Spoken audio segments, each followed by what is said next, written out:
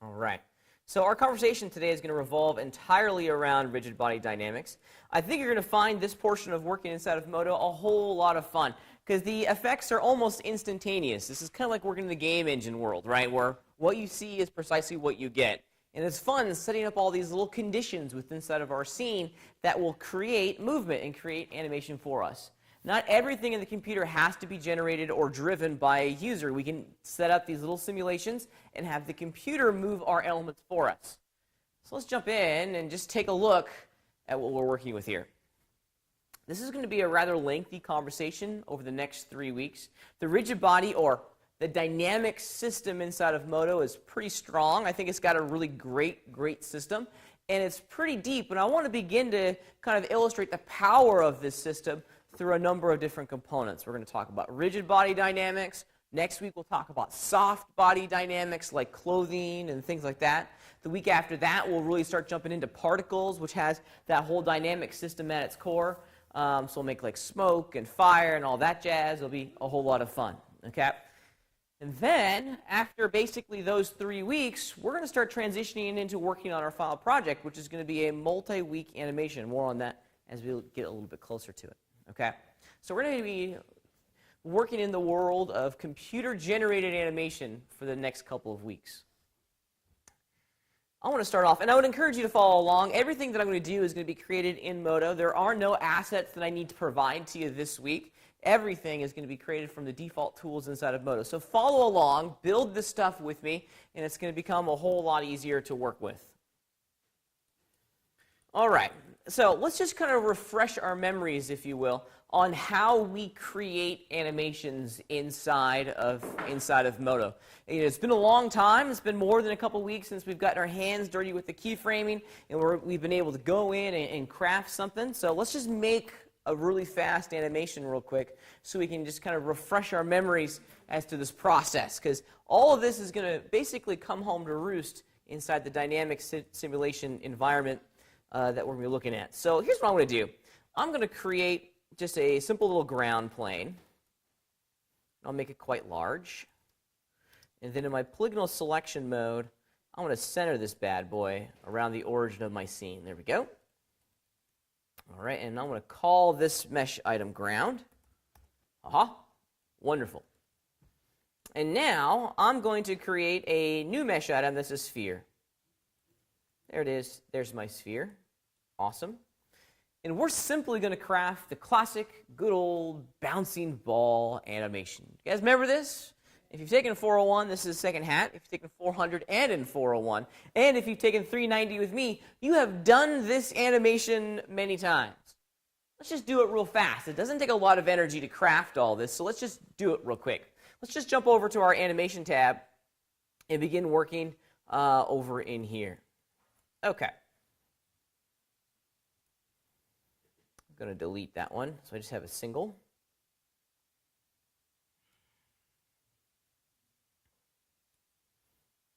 There we go. Okay, so here's my little scene here. Life is good. I want to turn off the visibility of my grid because it's just kind of getting in the way. And shoot, while I'm at it, why don't I just change the color of my little sphere here to something a little bit more apt, just so we can get some visual separation. And I'll just make it, I don't know, a lovely shade of blue.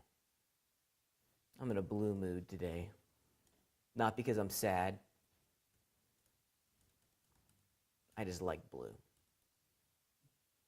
Blue is great. Okay, so here's what we're going to have my little guy do. I want to have my little bouncing ball travel along the x-axis. And I think that'll make life easier at least.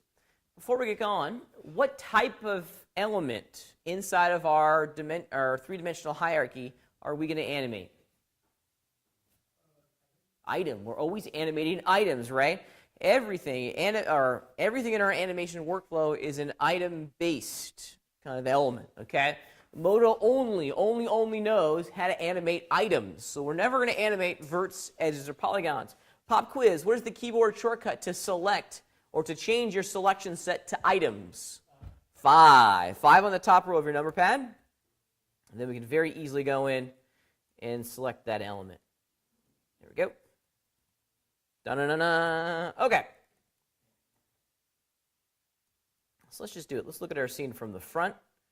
I want to move this element over there. And we'll start making our little guy bounce across the floor. Now this is pretty easy. If you remember, our transform channels is really the only thing that we're going to go in here and work with, right? How do I add a keyframe? Because I want to keyframe both the position X, to have our sphere travel left and right, and the position Y channel of this element. How do I keyframe? The little gray circle, yeah, that's a great way of working, okay? Absolutely, so you can do it on a per channel basis by just going over here and clicking on, clicking on that guy or that guy. Absolutely, that works. Does anyone remember the keyboard shortcut? S, okay? And if you have these channels selected like that, and as a reminder, you can select channels by putting your cursor on the row, and you can see the background color for the row change, and then I can just select them using the Control and or Shift keys. And then hit the S key to fire off a keyframe on the selected channel. In addition, this is something that they've added in 801. They've broken up all the transform channels down there in the bottom, so you're more than welcome and encouraged to go keyframe them down here. You can also keyframe them by doing that. So Shift W, Shift E, and Shift R will keyframe all of the position channels, all the rotation, and all the scales simultaneously, which is pretty cool. Okay, so let me just go. I'm a big believer that the more more keyframes, more problems. We want to try to craft this with as few keyframes as we possibly can, and life is often very good. Okay, so let's just do it real fast. So I've established my starting pose. What's the next step in our keyframe animation pipeline? I've established my starting pose. I've keyframed it. What's next? The what? Almost. There's one more step in between there. What? Middle what? Middle frame? Next stage is, and this is something that a lot of beginners often forget to do. You have to move the playhead, right? Because if I was to move this element and then hit the key button with my playhead in its current location, I would overwrite the keyframe data that I just created. So we establish our starting pose, we keyframe it, we move the playhead, and then we move our sphere where we want it to go. The auto key system inside of Modo will allow us to very, very quickly go in or it will automatically create a keyframe for us. Now, we need to figure out the major elements of this thing here, so I'm just going to do this linearly. This is the great thing about the kind of really nice animation interface that we have here. I could very quickly go in, and I want to evenly space all of my keyframes every 15 frames, just for me to very quickly go in and just block out the overall movement. Once I have the overall movement defined, then I can go back in and affect the timing. Okay? So here we go. Let me just grab item transform. And where do I want this thing to go? I want it to go maybe right in there. Here's the bottom of the first bounce. Then maybe right in there. There's the top of the next. I'll move my playhead forward. Here's the bottom of the next bounce. And we'll just do that for the time being. And I'll add one more just because I want to.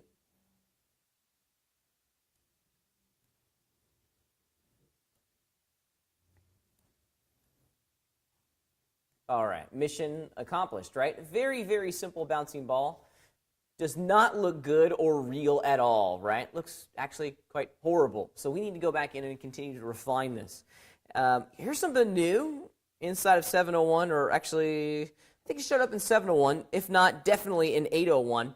We can create motion paths for all of these elements. It's often very, very difficult to conceptualize the movement of this object across 75 frames, right?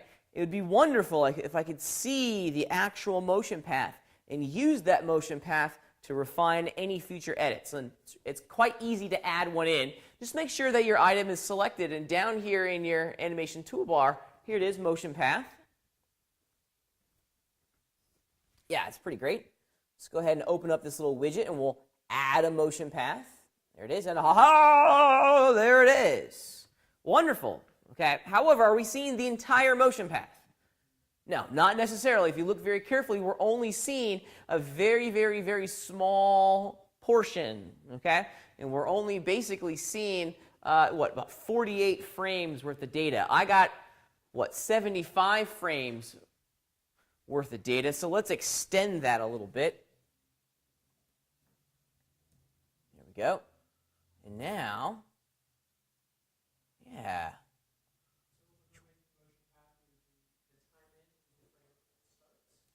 Not necessarily. If you look carefully at what we're working with here, the time in or time out is going to show you the entirety or a perceived duration of the motion path. Okay. The other one is, see that green? That green is only going to stay on frame, and then the green shows the current indicator. I apologize. And then see how it starts to erase itself after 48 frames? It starts to erase itself. So if you want to see everything, just increase those values. Yoop. And then as I go past 75, the motion path will resolve itself. Just an interface setting that will help you figure out what your motion paths are. Yeah? Did the motion path? Yeah, just make sure you have the item selected, and it's that button right there, motion path. And then you should be able to just choose add motion path.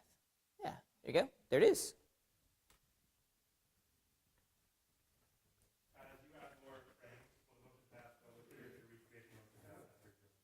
It should go with it. It should go with it. Let's test it. Let's test it. That's a good question. So maybe we add another bounce in here. So I'll go forward to 85 frames.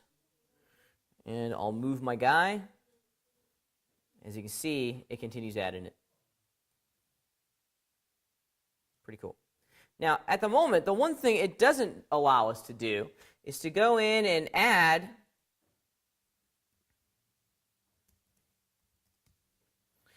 we can't go in and select these little white dots. What do those little white dots on the motion path represent?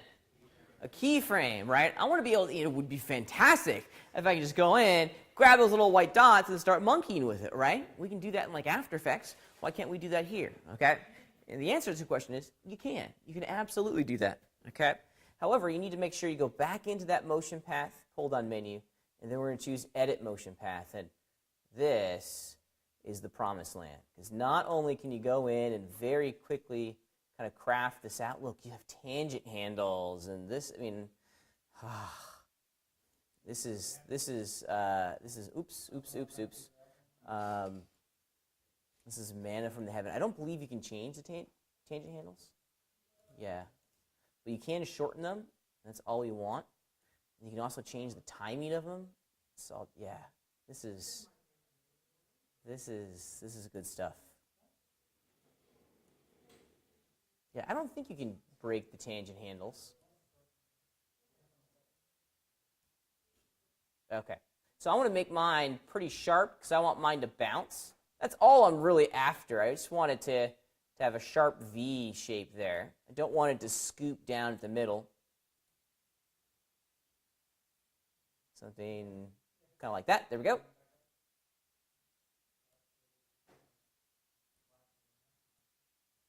I'll make my arcs a little bit different here. Let me tell you, I mean, this is one of those things where it seems kind of silly, but this is special. Not all animation apps can do what I'm asking it to do. This is actually very...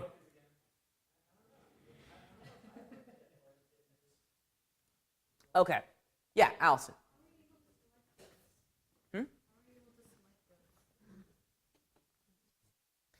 Go back to Motion Path and choose Edit.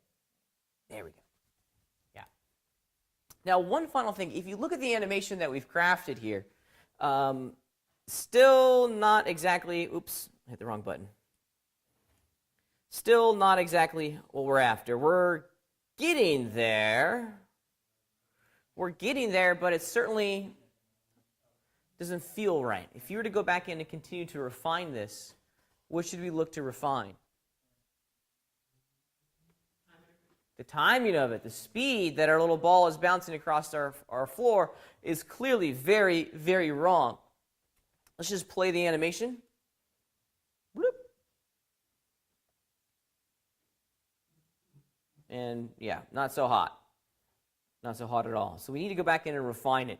Of course, there's some things that we can do at the keyframe level to transition in between all these dots a little bit more cleanly. So let's start going through and timing out the our little sphere. How long do I want the first bounce to be? Globally, it needs to be just a whole lot faster, or a whole lot slower, right? So let's do this. Let's go into our dope sheet here and begin to explore how we can hold on 2 seconds. Oh. Okay, hold on a sec. My mouse is wigging out. Here, let's not do it programmatically. Let's just go in and do it visually. Maybe I only want a couple frames in here for that first bounce. Okay, 10 frames is probably a good number then it takes. Then we have another 11 frames to get up to the top. That seems a little bit much. Why don't we have it be 7 frames up? And then we'll do something like that going down. And I'm just doing this visually.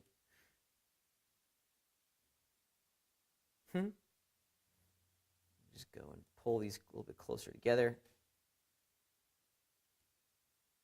And look at your motion path. Your motion path is going to be a nice determining factor as to how many frames you want this to take place in.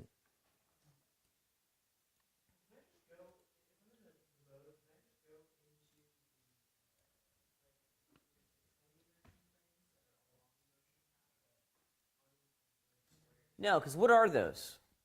Those aren't keyframes, right? Those little dots on the motion path, those aren't keyframes. What are they? They're frames. They're a representation of how many frames are in between the keyframes, okay? And this is something that's actually really nice to have because now I can see pretty instantly how this animation is working. So I can see all my frames down here. But the curve, the weight, the timing of all of this can be adjusted as well by going back into these things and then holding the shift key, or not shift key, excuse me, the control key, and I can change the curve because I probably want to have it be kind of somewhat slow up here at the top.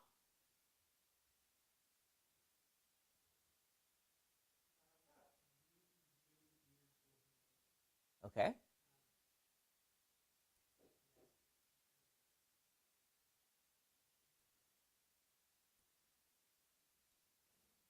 Yeah, that control key is pretty fantastic. Okay, this is way too slow coming down, so I'm going to shrink it down. This is why I like having that graph editor for this dope sheet right here. It's pretty great because I can just very quickly bloop, bloop, bloop, bloop. I want to use my my control key here and adjust the weight of each one of these keyframes, the timing of it. Yeah. We're getting there. It's a start in the right direction, right? These motion paths give us a tremendous amount of control, and they're really quite neat, okay? I do like them a lot. They're fantastic. Have we gone into the infamous and often dreaded graph editor yet? Not yet, right? Not yet. Haven't touched it yet. And luckily for us, these motion paths allow us to very, very quickly go through and kind of get a nice preview of what the animation is going to be. This is a fantastic series of tools that allows us to block out the movement quickly. And as animators, that's often the most challenging bit. One final thing, this is something that they added inside of 801 that's pretty neat, and that's onion skinning. Does anyone know what onion skinning is? It's a ghost version. Oh, that's not it. Excuse me. Oh, they've changed it. Where did the onion skinning go? It used to be this button right here. Spacing chart. Well, it's in here somewhere. I don't know off the top of my head where that animation option has gone. Let's go back into motion path. Let's remove the motion path.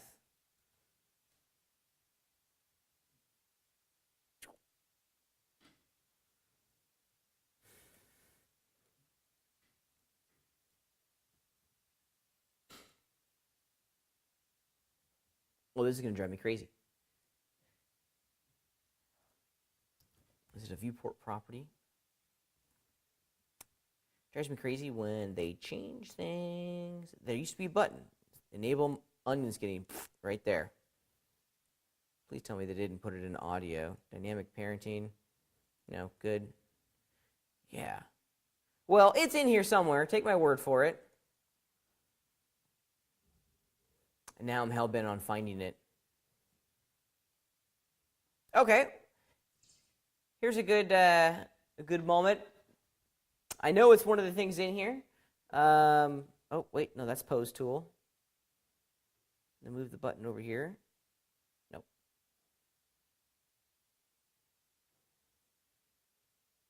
All right. Here's a great moment. Often it's not about knowing where the option is, but it's all about knowing where we can find the answers to a question. I'm going to go into my inline help editor. Inline help system brings open the online documentation, and we'll just do onion skinning.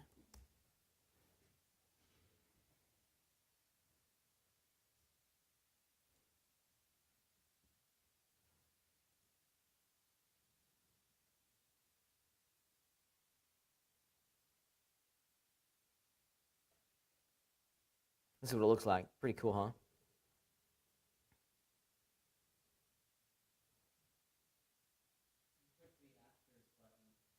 It's in actors now. There we go. Onion skinning. So we got to create a new actor. Call this sphere.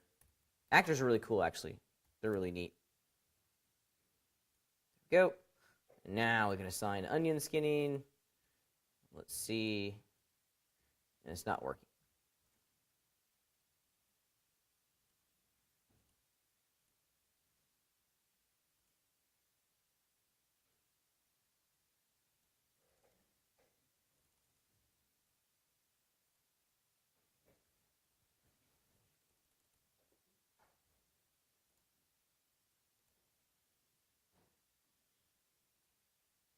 All right.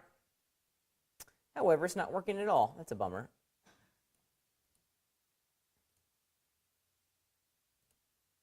Grr. That's okay. It's just kind of it's a cup holder feature. But it is pretty neat. You can kind of see a preview of what it's supposed to do inside the online documentation. That's it right there. And maybe my sphere is not complex enough of an animation or a rig to generate onion skinning, but that's it. That's what it's supposed to look like. Really great way to see the before and after frames of a keyframe to help you pose your characters and move forward. I'll see if I can get that working.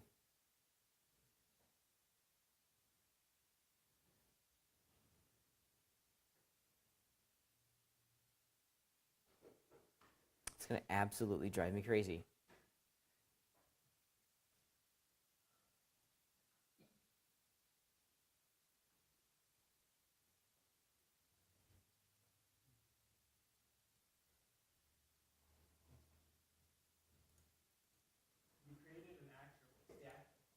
An actor is, think of it like this. An actor is really a whole series of elements, a whole series of different items, all combined into one thing, right? And what this allows us to do is to, like, if you have multiple characters within your scene, okay, you can go in and create specific poses and save specific chunks of information on specific characters. We'll take a look at this in the future. Once we get past this dynamic section, we'll talk about actors. We're going to do a walk cycle in class, towards the end.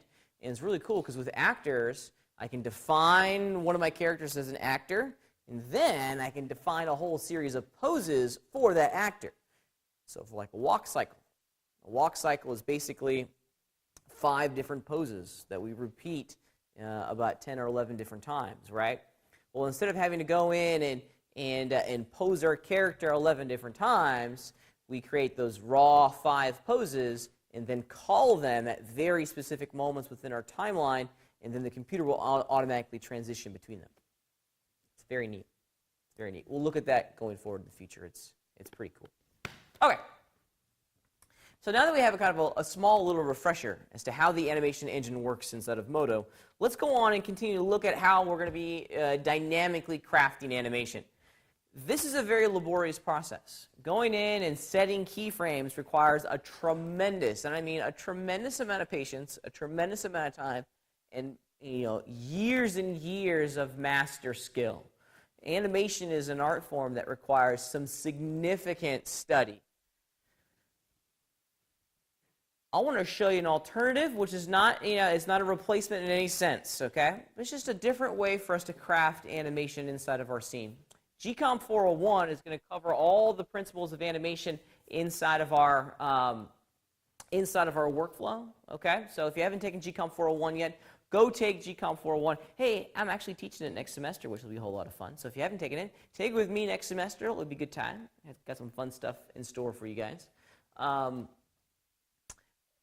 GCOM 410 is really designed to show you all the other elements in the animation toolset that we have in front of us that will help generate movement. So let's look at dynamic simulations, and they're a whole lot of fun.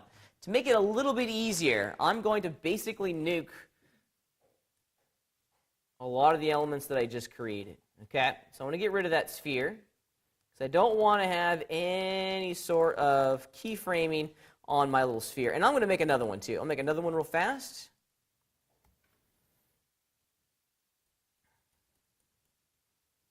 I'll make another sphere. There we go. I'll also make it blue. All right. And now, instead of going to the animation tab, believe it or not, I know you guys are probably freaking out right now. We're going back to setup. No, you said that we weren't going to do any rigging ever again. Well, that was right. Unfortunately, you lied. No. All of our dynamic animation tools are in the Setup tab. The Setup tab, as we have experienced in very, very small capacities earlier, has the schematic window, which is down here at the bottom of our frame. With dynamic simulations, at times, it's important for us to go in and begin to craft and look at all the connections, all of the nodes, if you will, that are generating the movement within our scene. So the Setup tab, it makes sense that all of this stuff is here in the Setup tab, because it's a workspace that really brings all of the information to the surface. If you look at our tools, we have a whole series of vertical tabs. Some of these we explored in the last component. Of course, we've got the Setup tab. Here's good old inverse kinematics. Here's actors and sets. We'll come back to this here in a minute or in a couple of weeks. Deformers, weighting, and then we have these two down here at the bottom, which is where we're going to be spending a majority of our time over the next 3 weeks. We have dynamics, and then we have particles, okay? Today's conversation is going to basically revolve around the contents of the dynamics tab. So let's cruise in and check out what we got. These are all the different subtools that are available to us inside the dynamic engine inside of Modo, and there's a whole bunch of them, okay? The workflow is always going to have us start at the top, and then from time to time include some constraints and some forces down here at the bottom, okay? We're going to take a real cursory glance at some of these. Next week, we're going to take a look at some other ones, like soft bodies and anchors and fun things like that. We're going to specifically look at active rigid bodies and kinematic rigid bodies today, okay? Now, as a reminder, what we are here to do, and our ultimate goal, is to create a whole series of computer-generated and computer-simulated movements. So, imagine you're on the set of a big feature film, okay? And we have, or not the set, in production on a big feature film, like Avengers, for example. They had that wonderful shot in the Avengers where I'm assuming Ultron had that liquid molten lava dripping off his hand. Do you think all those drips and all the lava stuff was hand animated? Certainly not. It was computer simulated. Waves, wind, fire, rain. These are all computer simulated events. Dust. You know, when we watch a lot of films, if you watch a character like walk across a dirt field, they're going to kick up a little plume of dust at each one of their footsteps. All simulated stuff, right? Cannons, explosions. You know, these are all things that we want to have the computer generate for us. Okay. I'll show you a really cool, once we get to particles, I'll show you a really cool rig, and maybe we'll build it together as a class, although it is a little bit advanced. Actually, it's kind of crazy advanced, so we won't build it, but I'll show it to you guys. I made a cannon. You know that cannon that we model in GCOM 402 and GCOM 424? Well, I have that cannon, right, and it shoots out a cannonball, and so the cannonball's a particle, so woo, shoots out the cannonball, and then when it hits the ground, it makes a little explosion. Okay, and if the cannonball hits something, it's going to destroy that object, or it's going to make a little particle explosion that comes from the surface. You can do some really, really neat things with dynamically driven animations. Not everything has to be keyframed like what we just created. I want to create really quickly the exact same animation that we were working with before. Okay, so we're going to create an additional little bouncing ball. However, this time, it's going to be computer generated. We set up all the parameters, and then the computer goes through and animates us for it. Okay, so let's just go ahead and do it. I'm going to zoom in here a little bit. I'm also going to turn off my cameras and my lights, and let's get to work. Okay, I'm going to grab in item mode now, and everything's in item mode. I'm going to grab my little bouncing ball.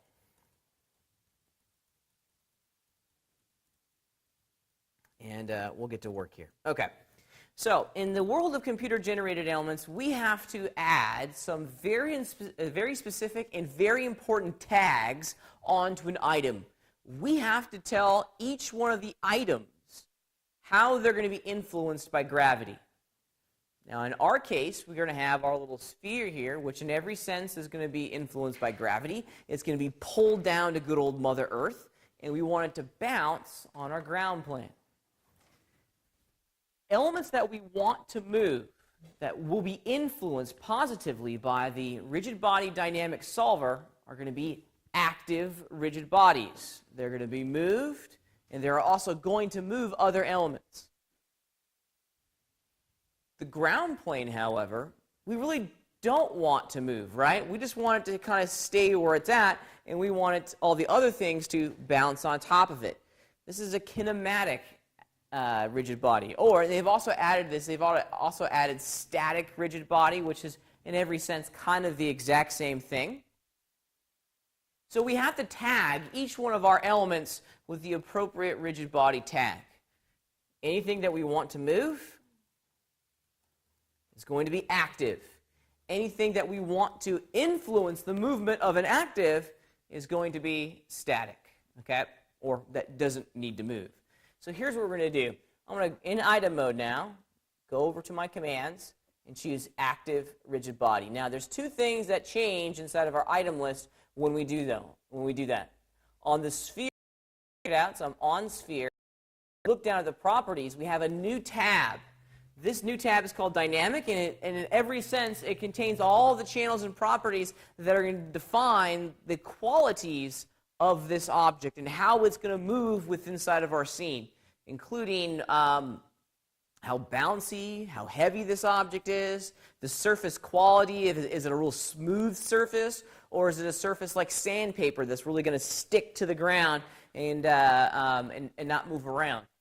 You can also do some other really fun things like give it some force. We can spin it around. We'll talk about those here in a minute. But the dynamic tab is where we're going to go in and define the dynamic properties of just the sphere. In addition, the computer's automatically gone through and added a solver. This is the dynamic solver. In every sense, think of it like this. This is the sole item inside of our scene that's adding gravity. We're now working inside of a physically generated environment whose gravitational properties are going to pull objects through our scene.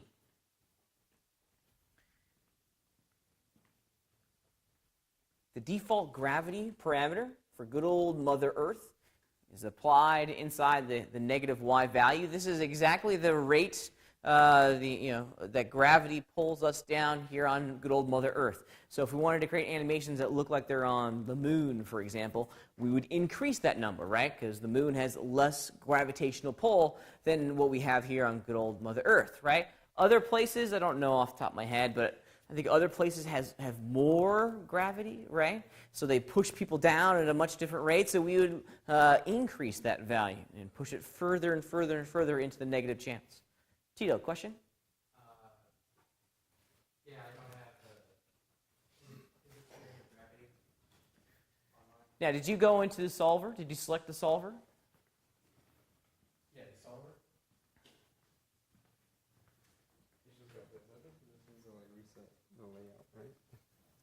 Oh, what? Yeah, you need to reset your layout. Someone has completely changed. You shouldn't be seeing sculpting tools over there. Yeah, there it is.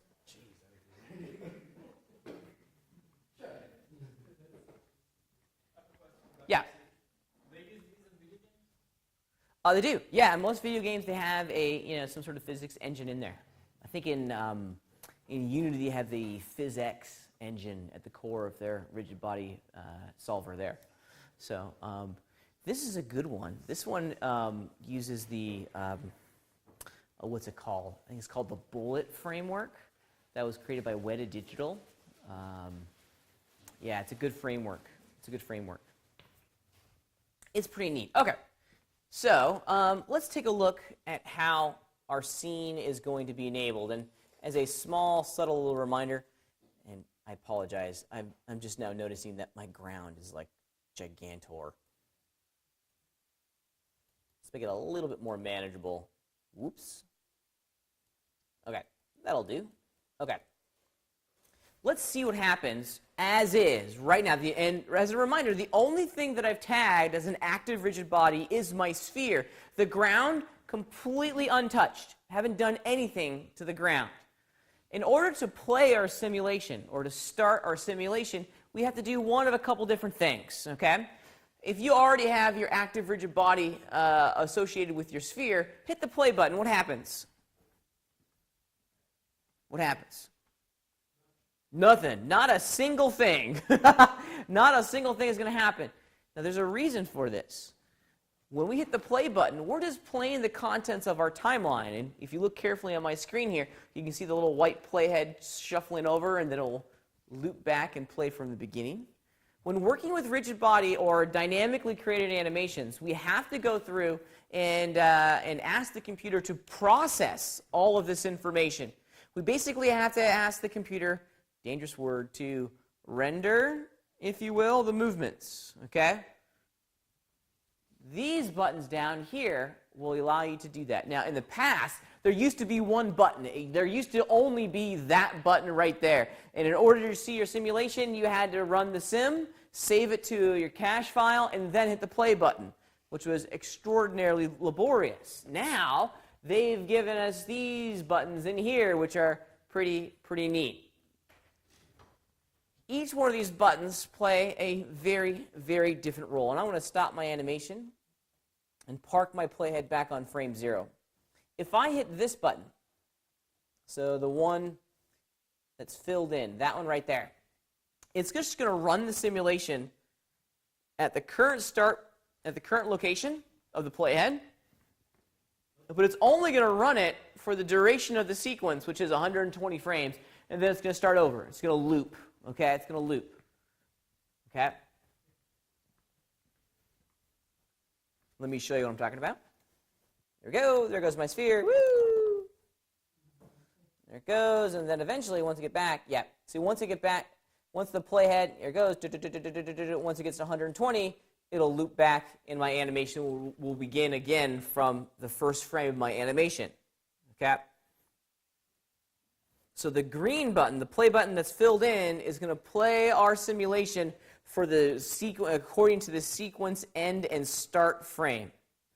This button is going to basically run your simulation forever.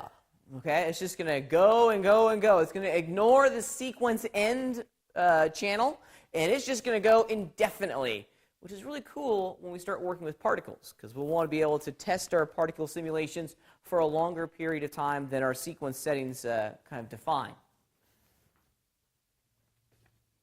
Let me zoom out and give you a preview of that. So now, running the simulation, but what isn't moving? The playhead's not moving, right? Because it's just kind of running indefinitely right now, okay? So we have three ways, basically, of playing our simulation. We have this first one, which will play our sim indefinitely.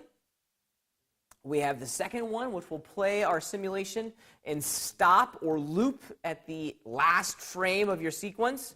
And this one, and let's just do it real fast, this one's going to compute and cache your simulation. So it's going to ask you for, hey, when do you want to start the sim and when do you want to end? It's going to think about it for a second.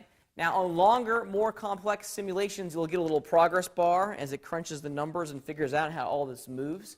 I'm just doing a dynamic sim on a sphere. It took a heartbeat for the computer to figure that out.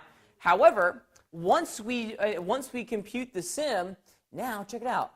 Our playhead and our timeline is now live, so I can like scrub back and forth in between it, which is pretty cool. Yeah, it's pretty neat. It's pretty neat. Okay.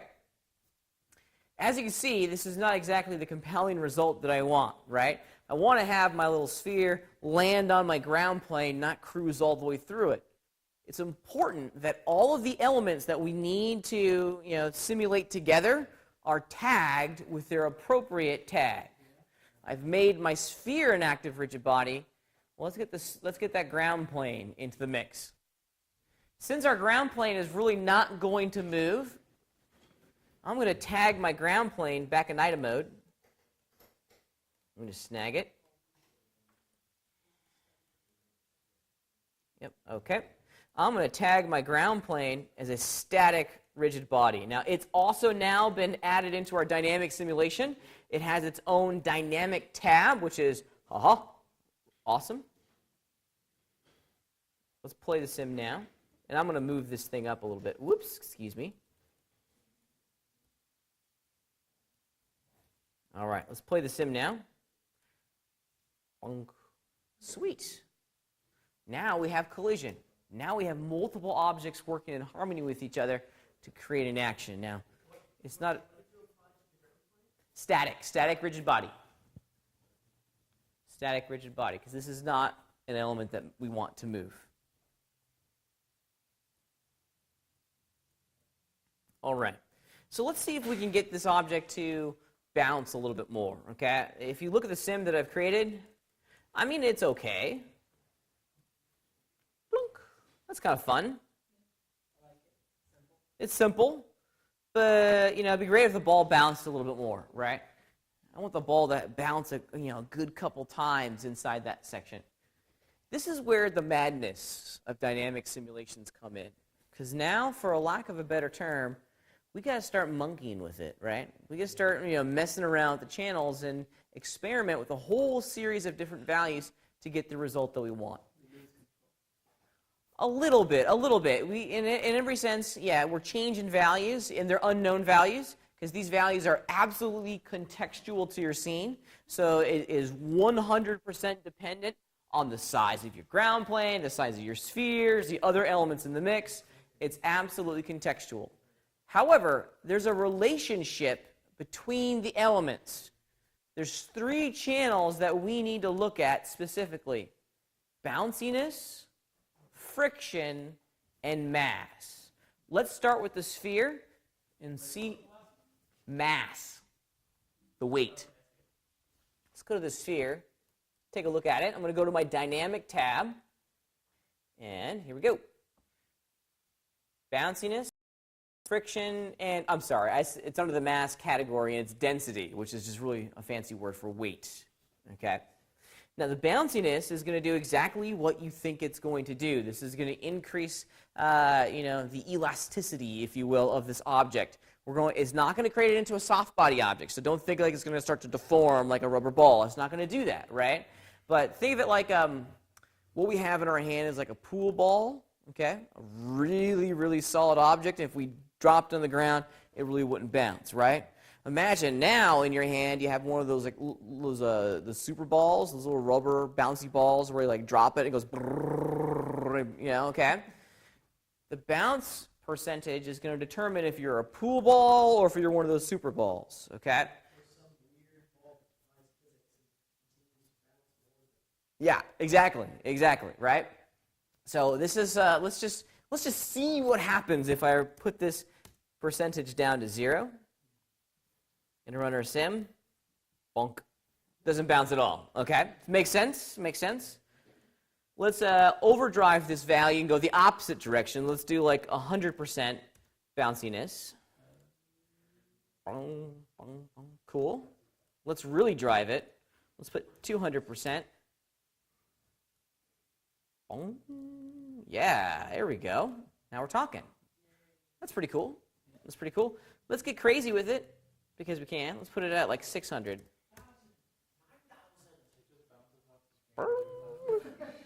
There it goes. Yeah.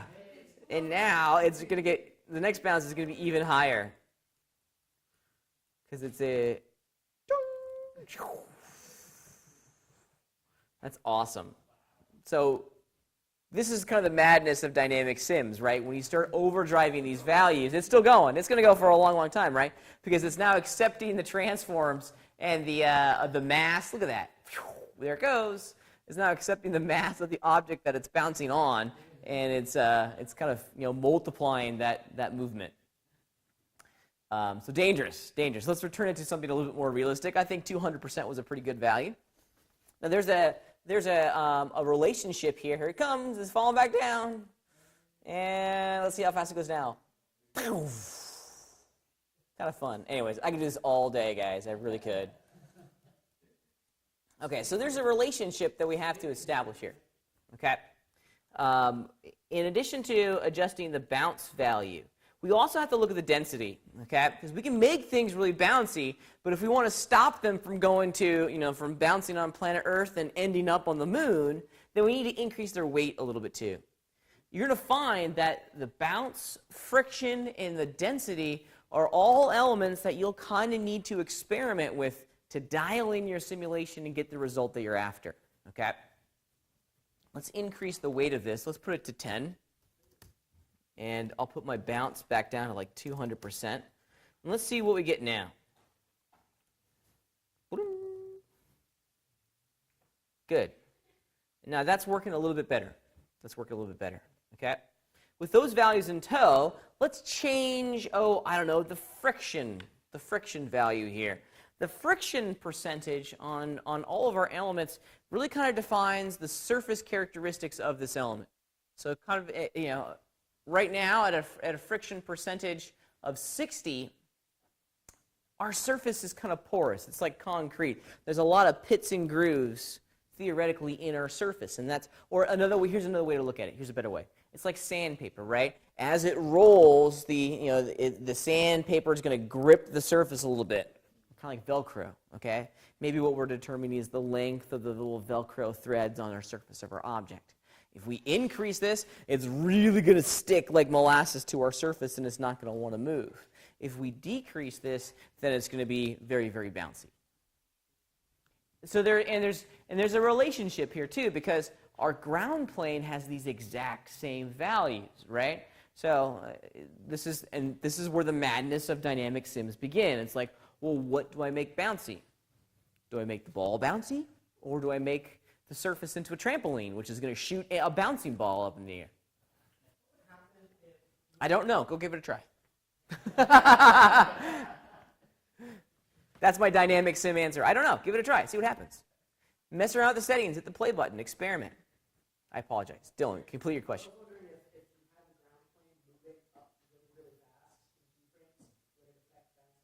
Absolutely. Yeah, absolutely.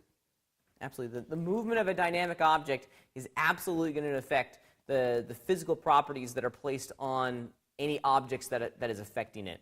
You'll see this in action when we start doing particles. So you said if you increase friction, it grabs onto whatever it's at? You got it. Yeah. Is that so if we increase the sphere's friction, it tries to grab on the ground It does, yeah. Now, with this particular example, we're probably not going to get a noticeable result. Let's put the friction percentage up to 200 and test our sim. Yeah, with just a simple bounce, it's probably not enough to generate a lot of movement. If we were simply rolling this object along the ground, then the friction values would probably come into play. Yeah, there you go. Okay, good, good. So bounciness, friction, and density. Those are the rock stars here. Those are going to define how our objects are going to interact with each other. Yeah.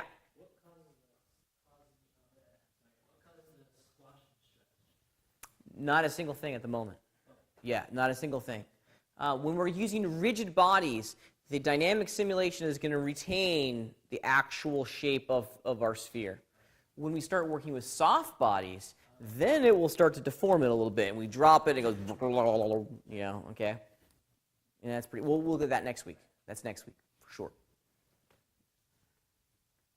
All right. So let's look at a couple other factors here. I don't want my sphere just to kind of stay where it is, because this is what we have. Just kind of balances there, and that's kind of fun. Okay.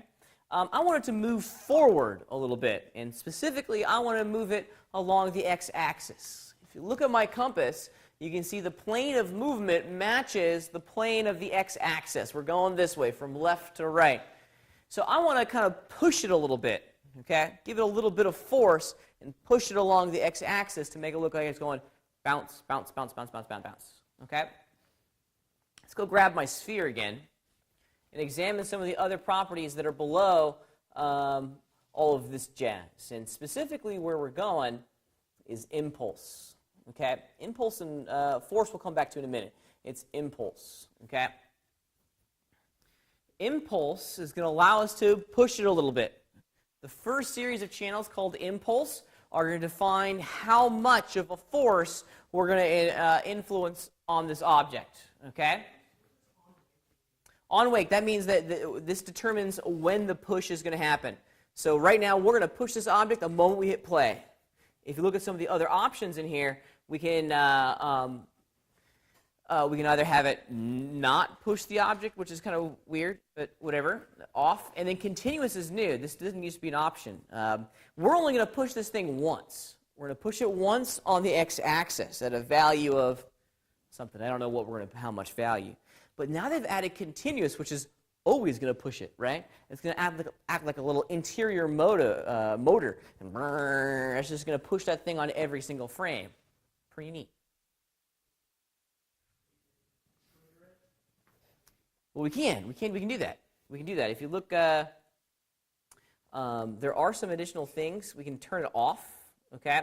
And we can also turn it, here it is. Here's the wake on, okay? And you can wake it on a trigger. You can wake it on something else touching it. You can wake it when something really, really, really, really starts to move fast. You can wake it on a specific frame. We'll talk about these here in a minute. So you get a lot of control as to how all of this stuff is turning on and off. But let's go back into impulse and push this thing a little bit. Now, I don't want to push it along the y-axis, and I kind of don't want to push it along the z. I want to push it along the x-axis. So let's just do this. Let's increase the value here. And I have no idea if that's too much or enough. Not enough. There we go. Whoa, sweet. However, what's going on here? Let's play it again. It's wrong direction. Bruh? Odd. Okay. Exactly. So, what if, now, if you look very carefully at the value that we inserted into the impulse X channel, it kind of can make sense, and you can extrapolate as to why we're getting the solution we're getting. Okay, there it goes. Look at the value. 8.52 newtons, okay? And it's going to the right, which is which direction along in the x-axis? Positive. We want it to go to the left. which is the negative portion of the x-axis, right? So what if we just inverted this number to -8 and play it? Yeah, there we go. Pretty cool. We can make it fall, and the reason why it's not falling is that this is just a static object. If we made it a kinematic object, and let's just do that. Let's uncheck static. The state's going to be kinematic.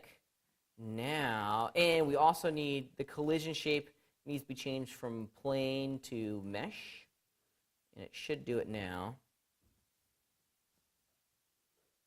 Should roll off. Yep, there it goes. Static objects are really kind of fantastic because they're very, very cheap for the dynamic solver to kind of process. It's not trying to figure out a lot of information. It's just saying, okay, it's this basic plane and it will be this plane infinitely. Okay. If we change the collision shape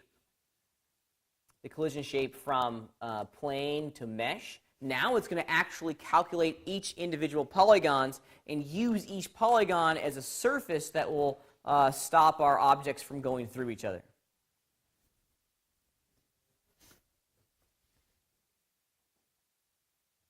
Cool. Yeah. Sweetness.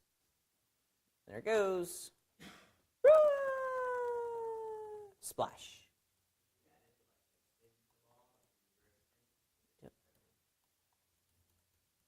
Let's find out. So the question was, if I added a little bit of reverse spin to the ball, would it try to go the opposite way? And let's find out, okay? Because impulse is going to determine, it's going to move the position of our sphere. We also have torque impulse, which is going to do what Van's suggesting. It's going to rotate it, okay?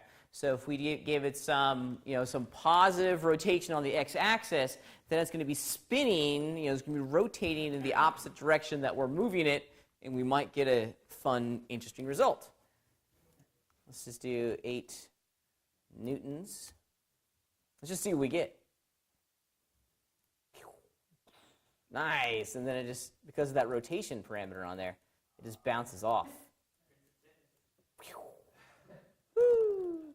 Too much fun. So we can rotate things as well. Let's zero out that value. Let's rotate it along the y by 8 newtons. See what we get. Woo. Different result. Pretty cool. How would you affect the speed of gravity? Yeah, so if you want to change gravity, that happens at the solver level. Because the solver is going to influence any element that's been tagged as an active, kinematic, or static rigid body. So if you wanted to increase or decrease the effect of gravity, you can go in there where it says gravity and choose which value you want to change. Negative 9.81 is the gravity of Mother Earth. So, but have fun with this. There's nothing that says you can't mess with this number. I've done that before, because with dynamic simulations, it's not about necessarily recreating reality. It's about recreating what you're trying to get. And sometimes the path of least resistance is maybe just go turn down the gravity a little bit to get the animation that you're after. Okay?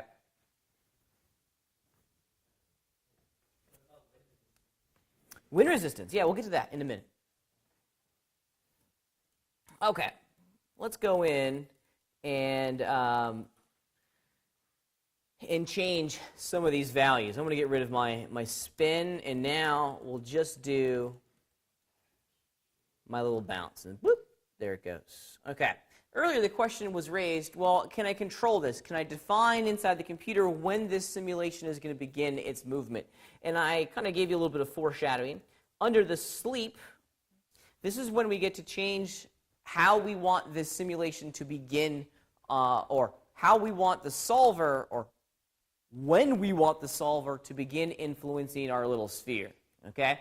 Right now, the wake on value is set to start. So the moment we start the simulation, boom, it's going to go.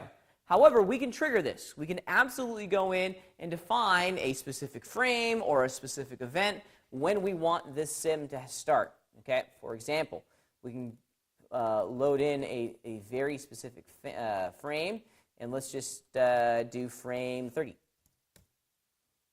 Let's hit the go button. And then once it gets to frame 30, my animation begins.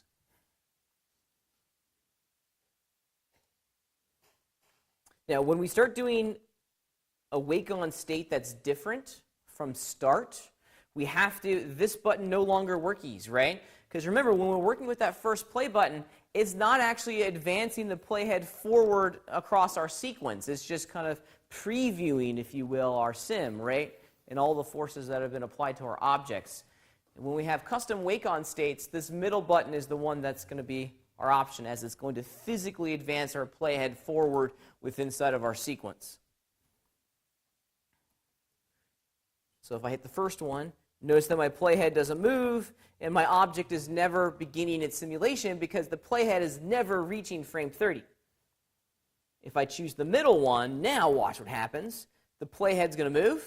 There it goes. Whoop. And once it gets to frame 30, then it begins.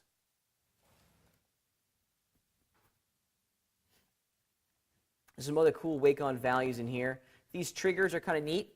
And oh, by the trigger, you can actually go in and keyframe all of this stuff.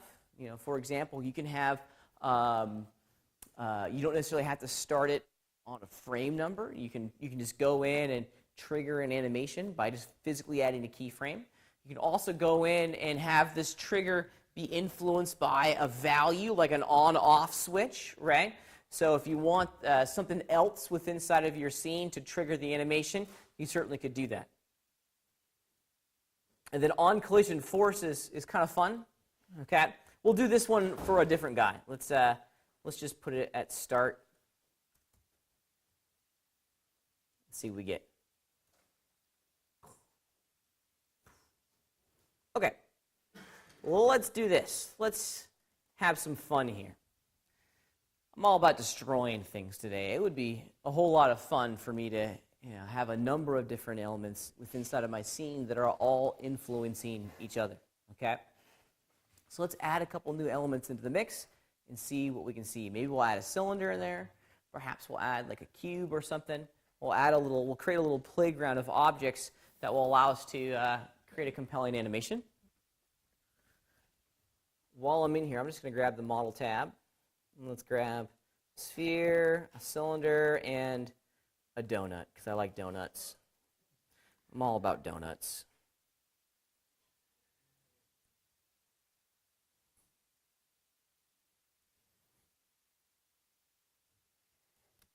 All right, and let's get these guys positioned where I want them to go. Aha, maybe right in there.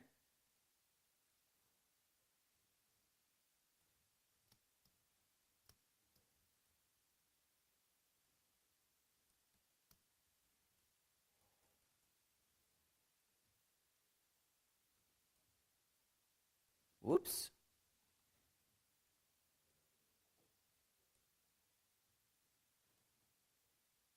There we go.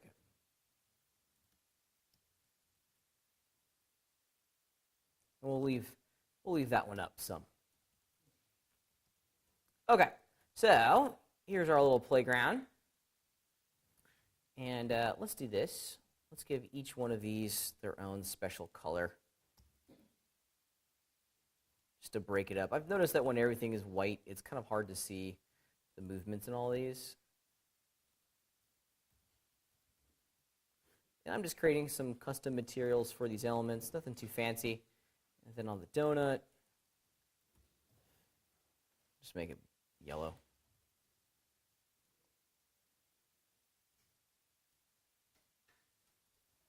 All right, there we go. And now let's transform them into active rigid bodies. Okay, you can do all three of these simultaneously. You don't have to do them individually. So I can just shift collect all three, choose the active rigid body command from our toolbar. Let's play the sim, see what we get.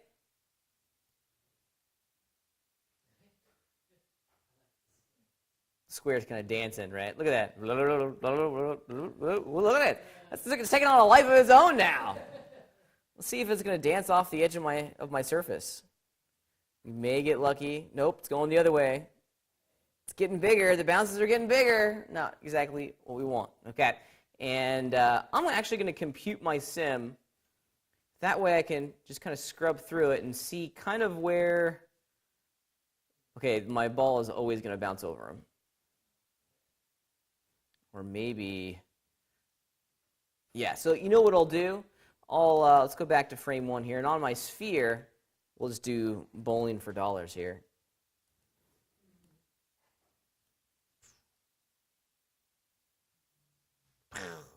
Awesome. Great. That's what I'm after. However, we have a little bit of an issue, okay? Cool. That cube is just going like crazy, right? So we got to figure out what we want to do with that cube, okay? And it also would make sense if we don't start evaluating each one of these elements, or we don't have them influenced by the dynamic solver until they're hit, right? They should be just kind of stationary elements, and then if something hits it, they start moving, okay?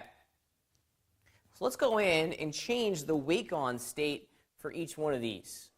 You can do them all simultaneously. Let's go into their Dynamics tab, and we're going to say we don't want you to start on start. We want when a collision force has been applied to you. So if something touches me, if another active rigid body touches me, then I'll start. Notice they don't move, and then once they're hit, they start to move. And my little cube there is no longer dancing around in the scene. Okay. Now, let's go into the cube and just change its collision or its wake-on state back to start, and let's see if we can resolve that little wiggle, because it's kind of going crazy, and the generation of that wiggle is coming from its bounce. Okay. Notice that it's off the ground, so it's falling to the earth. And then it never stops wiggling, right? It's always kind of bouncing around, doing its thing, right? So what should be the first element in your brain that you want to change? Bounce. How bouncy this object is, right?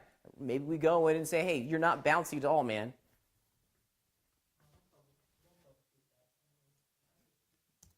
Sorry, cube. Let's see what we get now. Boom. A little bit. That's a bummer. So that kind of didn't work, okay? Let's increase its mass, because right now, at a density of 1.0, maybe he's just too light. Maybe he's too light. So let's make it like 10. Play it. Nope.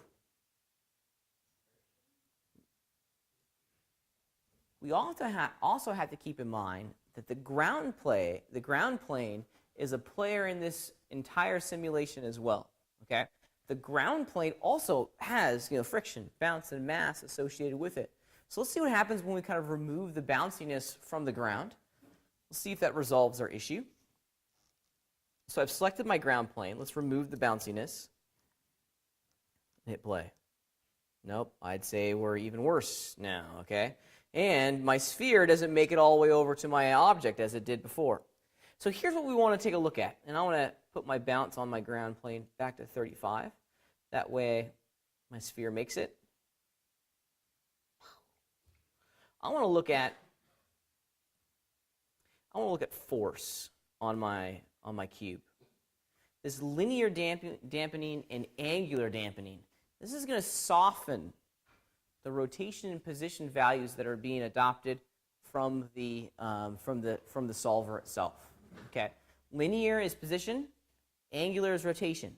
If you notice, my little guy's rotating around a little bit. So if we increase the dampening, let's see what we get. Let's put it like 50.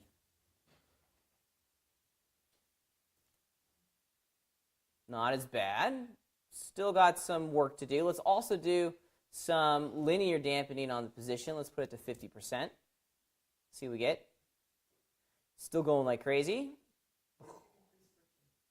Let's try that. Let's put it to 100%.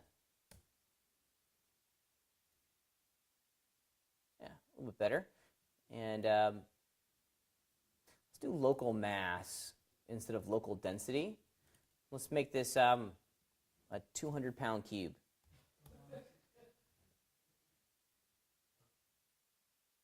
Still dancing around a little bit. So let's turn off friction. Let's just see what happens. Nope. Okay.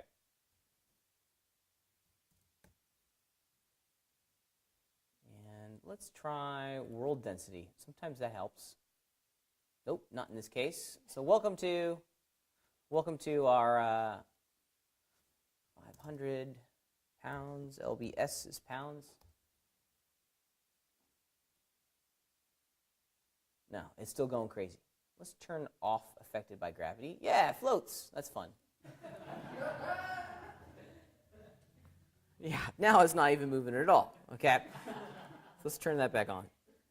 Let's put these back to their defaults of 4 and 10.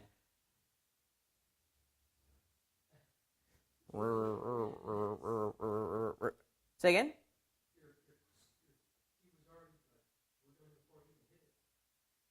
Yeah, once it hits the ground, it goes a little bit crazy.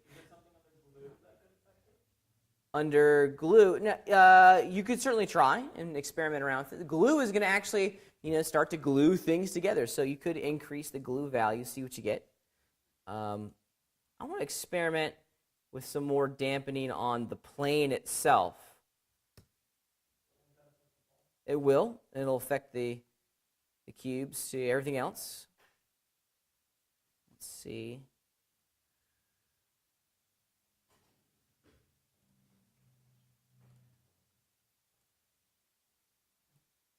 This is where you have to have a healthy sense of experimentation.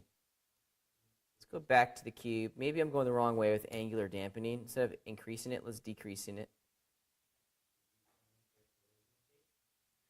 In this particular situation, the collision shape is set to box, and it's already a box.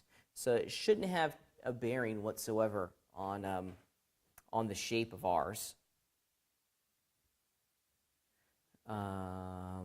So I'm not this. I don't want to. It's like watching paint dry as I fiddle around with these settings. I don't want to bore you guys, but this is the general idea behind working with active rigid bodies. We set up a whole series of parameters. We run the simulation. We edit those parameters, and we continue moving on. It's a lot of fun. It's a lot of fun, actually. Questions so far? No, everyone's good.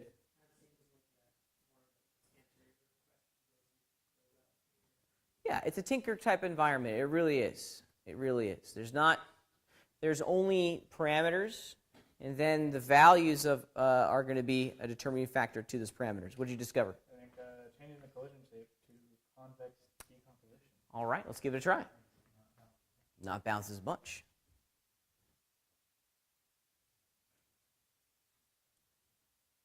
Now it's a little bit more static. It's a little bit wiggly, but I'll take that. You can see it jittering. What would happen if we changed it to hull? Should not bounce. So maybe it was the shape causing all those issues. It was on box. It goes crazy. What if we do mesh? Mesh is also going blah, blah, blah, blah. Now it's worse. It's like a jumping bean. It's a life of its own. Look at that. That's fun. Dance, monkey, dance. Yeah. It's in moments like this that you feel kind of like a mad scientist. It's like, I've brought life to my cube, right? But now you know what to do in case you ever need to bounce a cube. Got it. Nailed it. Right.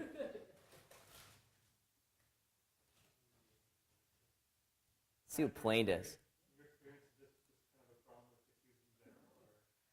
No. Plane didn't even do anything with me. Oh yeah, look at mine. Mine's are all flat now too. That's interesting. Yeah, that was rad. That was rad. So what it's doing is, if you look very carefully here, a plane has been created at the center point of my cube. And if you look very carefully, the sphere is sitting on that invisible plane. Oh, here's a great way to kind of visualize precisely what the computer is doing when you're trying to debug your simulation. If you go into your solver, one of the options that we have is in this Visualize tab, and we can do Debug Drawing.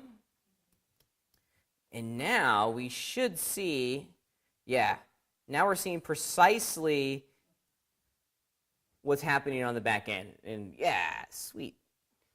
You can see, oops, excuse me, wrong button. See that this is the plane that everything is chilling on right now. There's my sphere, or my donut way off over there.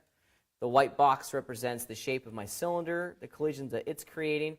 So this is kind of a nice thing to have on from time to time if you really want to see and understand precisely what the computer's doing. Let's go back in and change it to convex decomposition. See how that influences our environment. So that's what it looks like. If we change it back to box and run it, yeah, interesting. Very interesting.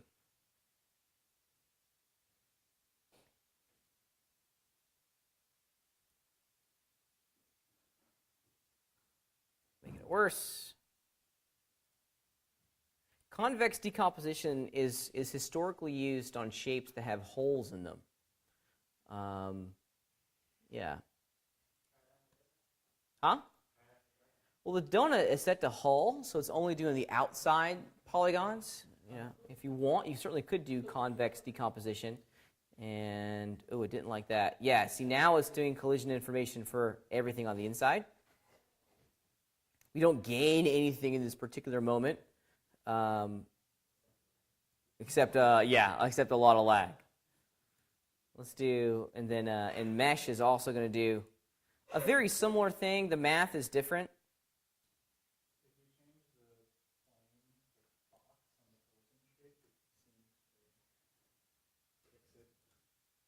The plane to the box. Let's see how that changes everything. Makes it a little bit better. Good times. All right, let's take a break. I think now would be a good time to take a break before I jump into the next topic.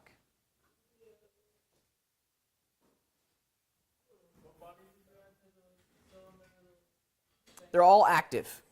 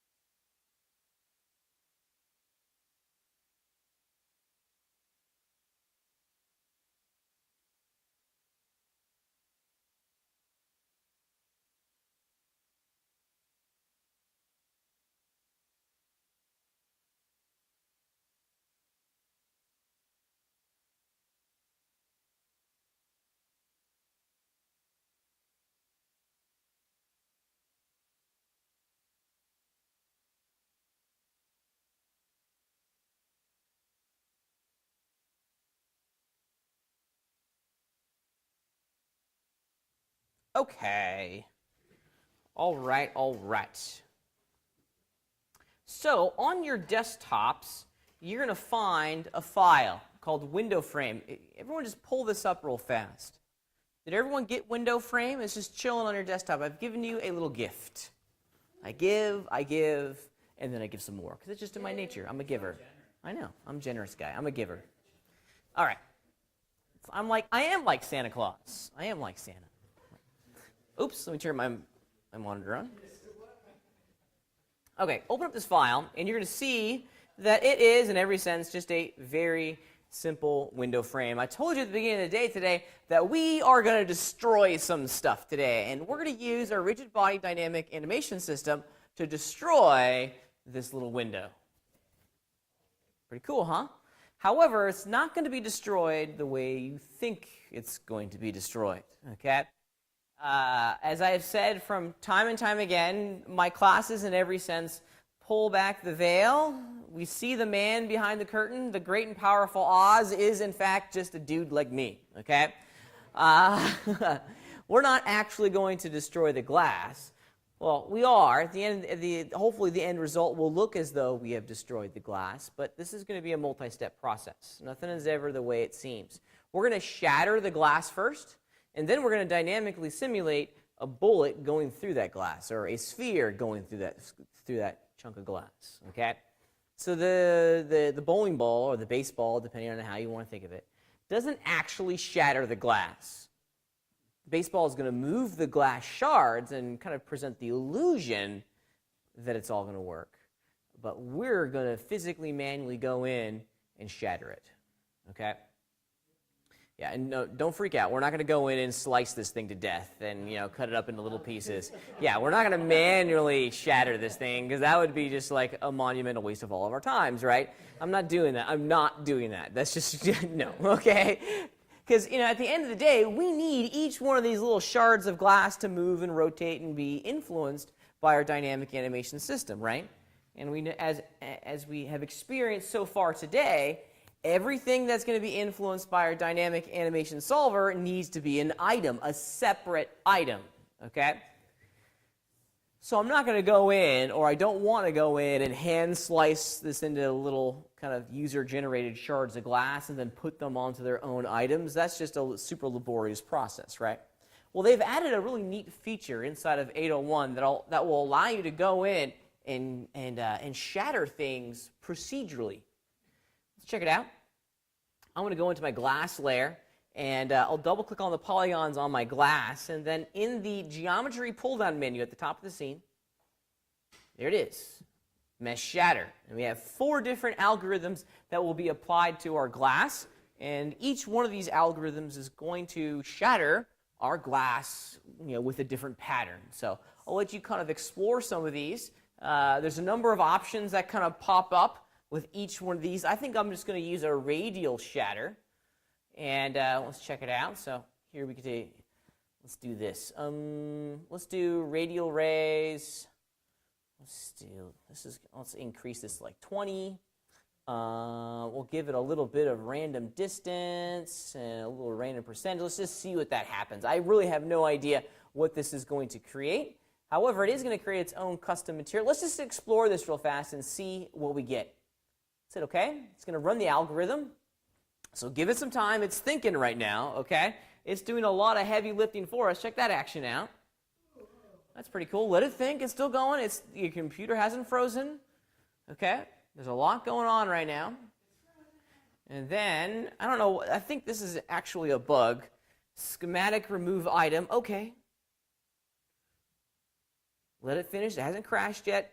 And now we're done. Okay? Pretty cool, huh? Pretty cool. Now, what's physically gone on here is that the computer has taken my original glass layer, which is still there, actually. The original was not harmed in the creation of our little shatter. That one's still there. And if you keep cruising down your item list, check it out, we have a new group locator that contains all of the shards in themselves. And they're all encapsulated on their own item. Okay, and in my case, I have a bunch of them. And most importantly, the item that has got a pretty intelligent center point. Now, we can go and change these center points if we're not getting the simulation that we're after. It's programmatically, the script is going to try to place the center point for each one of these items in the center of the bounding box for the object. If you need to, you can go in and customize this. We talked about how to move center points early in this semester, so you know how to do that already. I'm going to leave it as is, and let's see what we get. Oh, one thing to note, it also creates a new material, okay? Yeah, which is pretty neat. Pretty neat. So if you were shattering like a teapot, for example, we get to control the borders of the teapot, separately from the surfaces. And of course, all of this stuff you can go in and customize and continue to control in the item list as well. Or in the shader tree, excuse me. All right, so, I used radial, and then I gave it a little bit of randomness, and that's what I got. Yeah. But is there a way to stop it from creating ingons as well? No. No. Not that I know of, at least. Not that I know of. And I'm trying to look. Yeah, some of mine are ngons. This would be one of those things where if you would like to go in and continue to get them in the quads, this is you have the foundation for that. Now it's on you to do that, for sure. Yeah, that would maybe be version 2.0 of this technology to make all quad polygons from your shards. But that's a pretty intense algorithm. So hopefully, maybe in 901 they'll give us that ability. Well, mine's broken too. Oh, not in a cool way, not in the way that gets us the exact same results. How does it keep breaking? Is it just like is it failing? What computer number are you doing?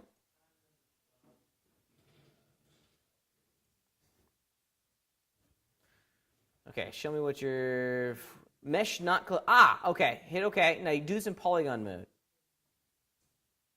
You're in polygons. Okay, great. No, you're on the frame.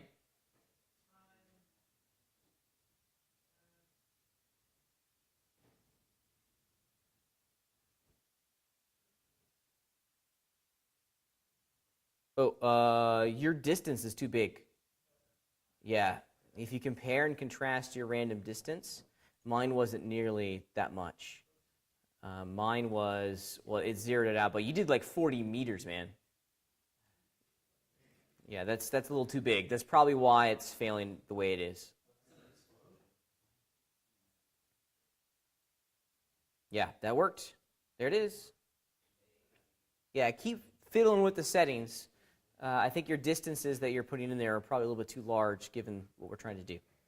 All right, so now comes the fun part. Now comes the fun part, trying to get all these things to move the way we want them to move, okay? So walk me through the process here. I want to have a baseball fly through this window, okay? Yeah, so all the shards are going to be what? We want them to move. We want them to be influenced by gravity. So what are they going to turn into? Active rigid bodies. You got it. So I'm just going to select them all. And you can select them all on the item list. That may be the fastest way of doing it. And I got a couple hundred of them here. And now we'll make them all active rigid bodies. Okay?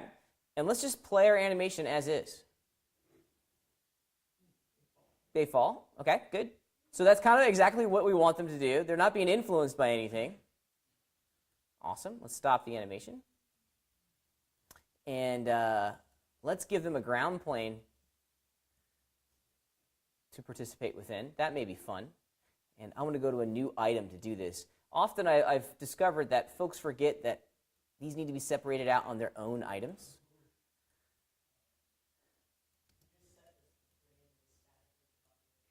Yeah, that's a cool idea too. I like that idea. Let's do that as well.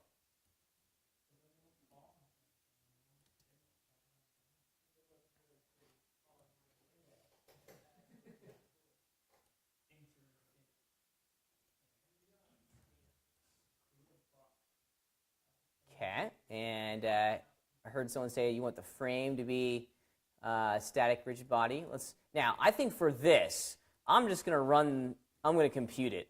Okay, I'm going to ask the computer to figure out the sim over the course of 120 frames, because the playback is going to be quite intense.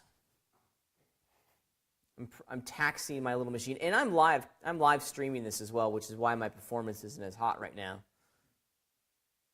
So let's just see what we get.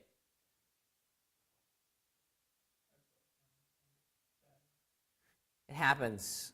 It happens a lot, actually. I'm nervous. Let's see what we get. Yeah. Sweet. Sweet. Now, are we kind of getting what we want here? Not really. What's going on? What should be happening? They're all falling. Yeah, some are falling on one half of the window, some are falling on the other half of the window, and every single one of them is being influenced at the exact same time by the dynamic solver, right? We probably should have some of the bigger shards down there at the bottom not be influenced by the dynamic solver until they're hit by something, right? So let's add our baseball in and start crafting what we want our animation to be. Let me go add the model for our baseball, and it's just going to be a sphere, nothing too magical. And then in item mode, I'll bring my baseball back a little bit, and we'll make it an active rigid body. In the dynamic tab, let's give it a little bit of a push. Let's give it a little bit of an impulse. In this case, I need it to be on the positive Z. Let's just, I don't know, let's just do 3 newtons.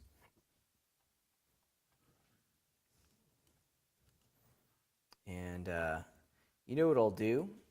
I'll go back into my item list, and on my shards, I want to turn their dynamics just off, just for the time being. That way I can prototype my sphere and get that working, and then I'll go back in and turn all those fellers back on. Oh, it's still killing my performance. However, I can see that a value of 3 newtons along the positive Z is not enough. Let's put it at 10.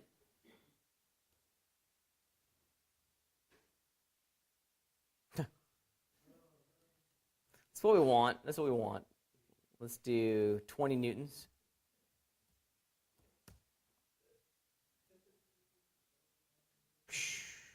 Okay, that'll work. That'll work. Maybe I just raise this ever so slightly. Run it again. What I'm trying to do is I'm trying to get my baseball to hit kind of in this area. I need to bring it up some.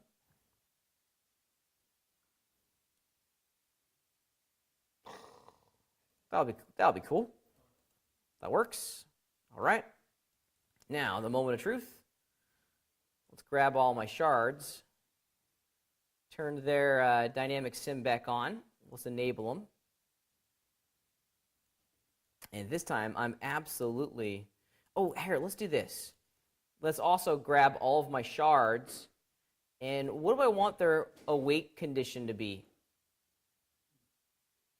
When do I want them to turn on? So we don't want them to wake on start, right? Because the moment we play our animation, they're all just going to fall. On collision force. Yeah, let's do that. There we go. So now they won't move until that sphere runs into them. And I'm going to run the sim. Let's just do it real fast. I'm going to compute it. That way the computer can process all this information. This isn't something you want to try to do in real time. But trust me when I say that on complex movements like this, it's best to devote the time on caching all the simulation data than it is to hit that live preview button and see it go chunk, chunk, chunk, chunk. Okay, good. Let's play our animation. Cool.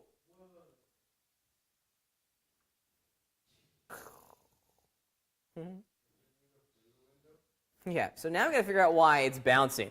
Does anyone know why it's bouncing? Or let's everyone get to this right now, and then we'll go forward. Yeah, let me help Allison, and then we'll come back. Yeah, so you got the shards, right? Did you select all the shards in that folder. We need to assign them. Are they all currently, or is that one? They're all dynamic. Great. Great. Cool. Now, let's see here. If you were to play the sim, what happens currently? They just all fall. Okay, great. So what I did was I added a baseball, just a sphere, gave it a little bit of an impulse, and fired it into my glass. Yeah, Raphael, question.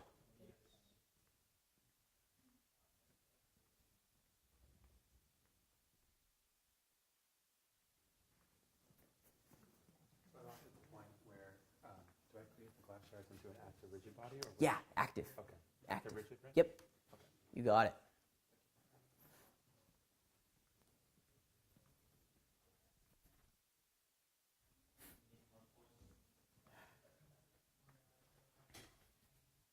Yeah, the first thing that I would experiment with is the force of your baseball and its mass.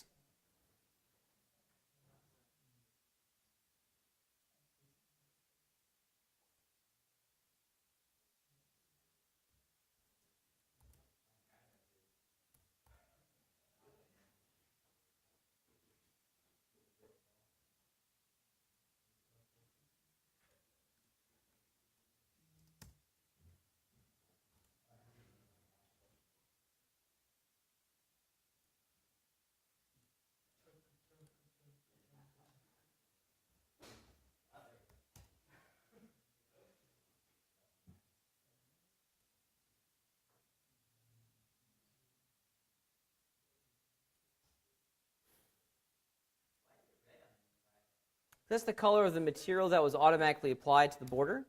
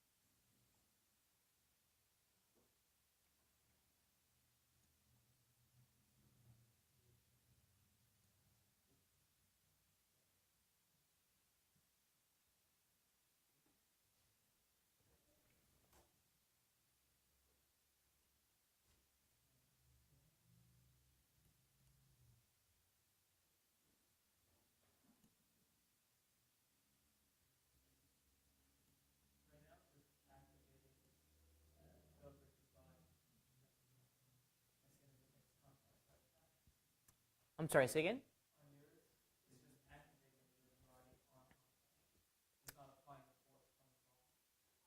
That's correct. Yeah. That's correct. So how can we fix this? Is anyone?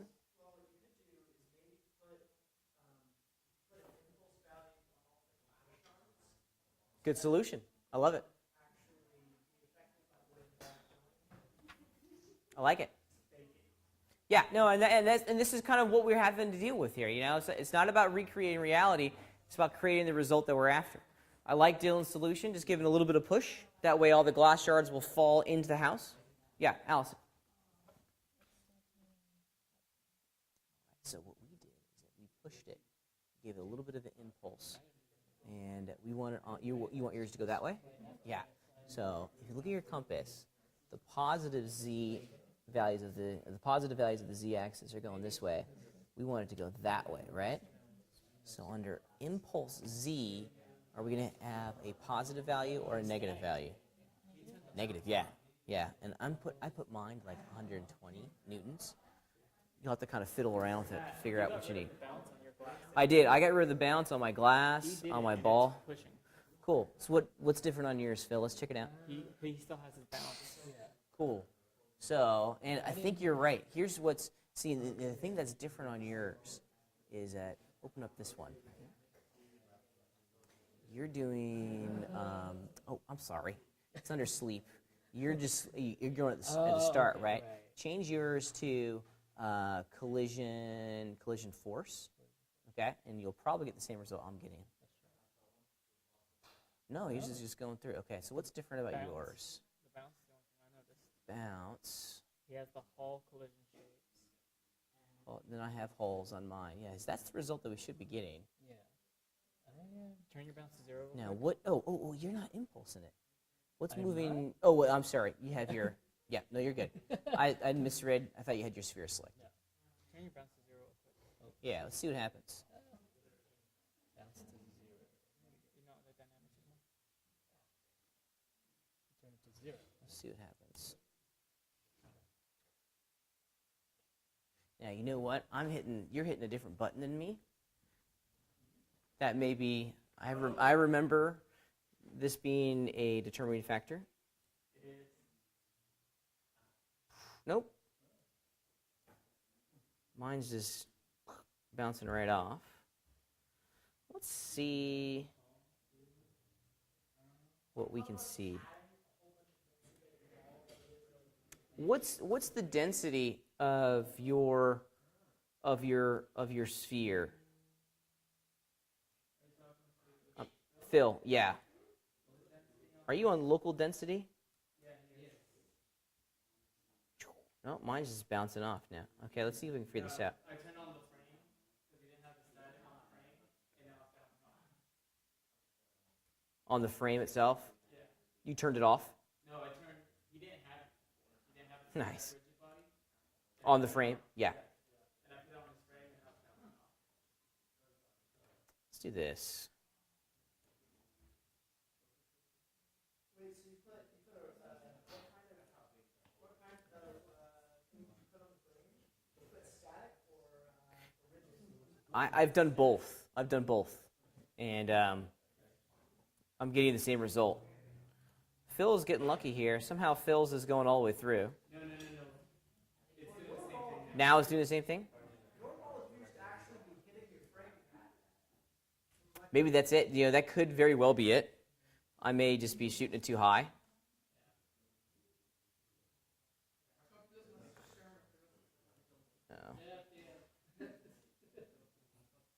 Let's see. I think I'm going to try this to get mine to go. Solution, Mason, what's it?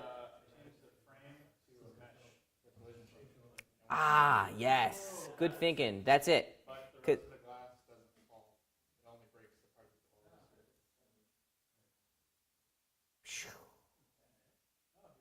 Yeah. Awesome. That's it.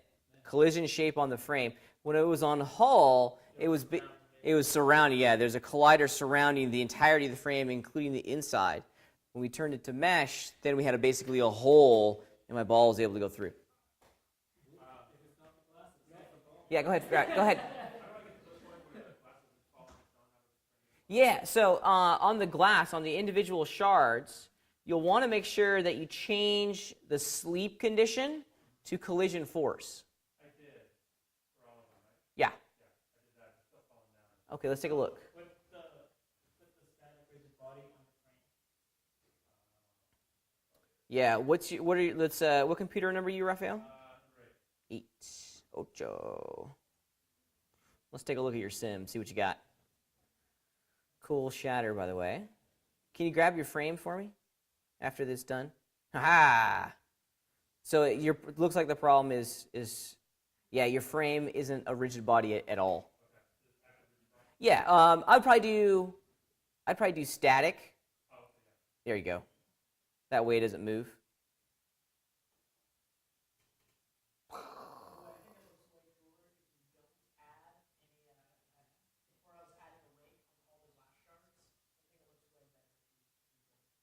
If you don't do it, and then how are you triggering your effect?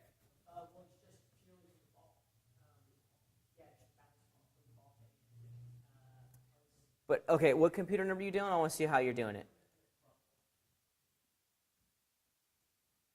I think I'm confused as to your parameters. Go ahead and play it. Perfect. Great. Yeah. So go select one of your shards for me. Oh, so yeah, no, you're doing exactly what I'm doing. The wake on is collision force. That's exactly what we want. Yeah. Before I had the impulse wake set up with all the shards, so that they'd all just fly in the direction once they got hit by something. Yeah. But then you didn't get that cool effect where some of the bottom glass shards would stay. Yeah. It's kind of cool, huh? How do I stop it from like evenly blowing from both directions? How do you stop it from evenly blowing up in both? Yeah, so you don't want some shards to go left and some shards to go right. I'm not quite much. Yeah. Well, there's the sleep tab, and then on there there's wake and then I have it set to wake force, so that when something collides with it for it to activate, or else it activate. And it might also be the that amplifier right out there. Like the guy saying we have to turn that to. Yeah. Well, that's what was stopping all the not under glass shattering. So to answer your question, Raph, I think we're in kind of tweak mode. And to get everything going in the right direction or the same direction, you may just want to give it a little bit of an impulse, just a little push.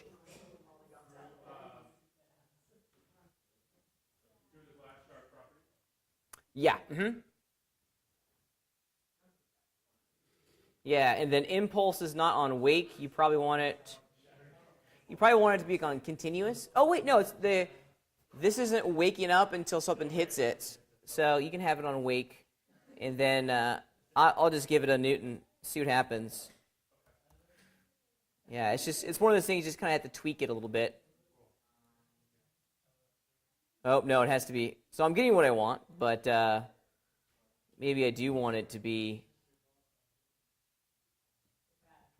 No, that's not working at all.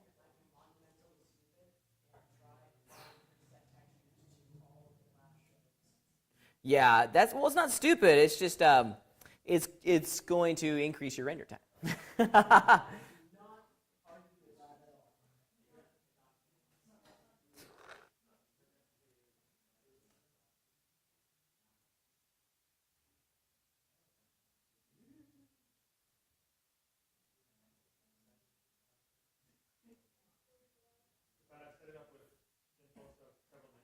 Yeah. It's just. Yeah. Let's see. And mine is bugging out right now. Because now, even though it's not getting any force initially, it's moving. I had it on collision velocity too, which was not what I wanted. And you know what? This may be a factor of your specific shatter pattern.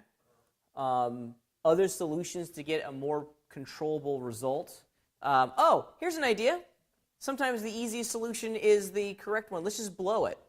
Let's add a force in there. Let's add some wind. And then we just kind of blow the shards into the house. That may work. Let's just give that a try. That's kind of fun. No, because it's not going to shatter until my awake condition is on force. Let's find out. It shouldn't, but let's find out. So the wind indicator, the arrow represents the direction the wind is going to move. Let's just see. This goes back in every sense. Now my wind might not be strong enough. So let's increase my velocity some. There we go. Now it blows it all in. Does the position of the wind within the scene affect it as well? No, just the rotation. Yeah. So that seemed to work. Ha-ha! Awesome. Pretty cool, huh?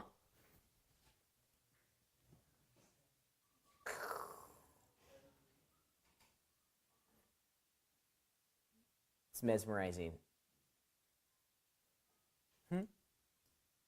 I love it. All right, pretty fun, huh? Okay, I want to show you something. This is actually really, really neat.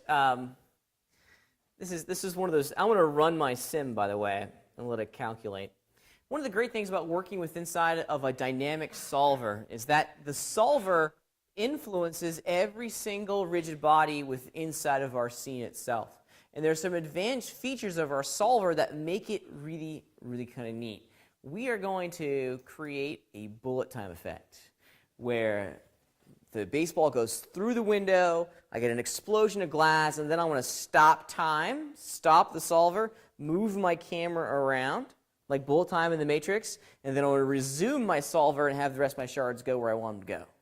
It's going to be pretty rad. Let's do it real fast. So the first thing that I'm going to do is I want to split my window here. And here's kind of a great little trick. I want two OpenGL viewports next to each other. One that's just going to be my standard OpenGL viewport, and the other is going to show me what my camera sees. And the easiest way to split your environment is to grab this little gold tab, hold down the command key and, the control key, and then drag to the right. Now I have two viewports, okay? This one will just leave as perspective, and this one I'm going to change to camera so I can see precisely what my camera sees, okay? Here's what I'm going to do. I'm going to keyframe some movement on my camera. So this is what I have. So right about there is when I want to have everything kind of slow down a little bit, okay? Let's do the solver work first. This will be fun. So if you go into your solver, I'm trying not to sneeze at the moment. The parameters that we're looking for are under the advanced section. And here's what we're going to do. We're going to do time scale. This is so much fun. This is so much fun. So right now it's at 100%. So 100% of the frame rate of our sequence. And we're basically just going to animate this. Okay? Maybe over the course of a couple frames it ramps down. So right there on frame 6 is when I'll animate my time scale. And over the course of a couple frames, it'll go down to 0. Whoops. It's under the advanced section of my solver. So I selected the solver in my item list.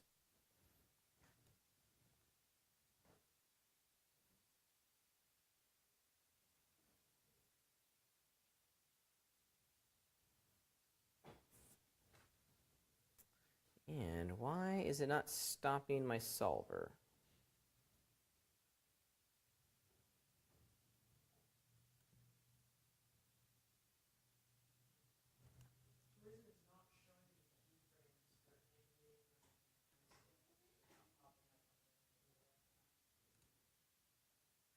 Is your channel selected? Gotta have it selected. Mine's not even showing up at all. Or it's not doing what it should be doing. It should be, no, is this something that is happening at render now? No.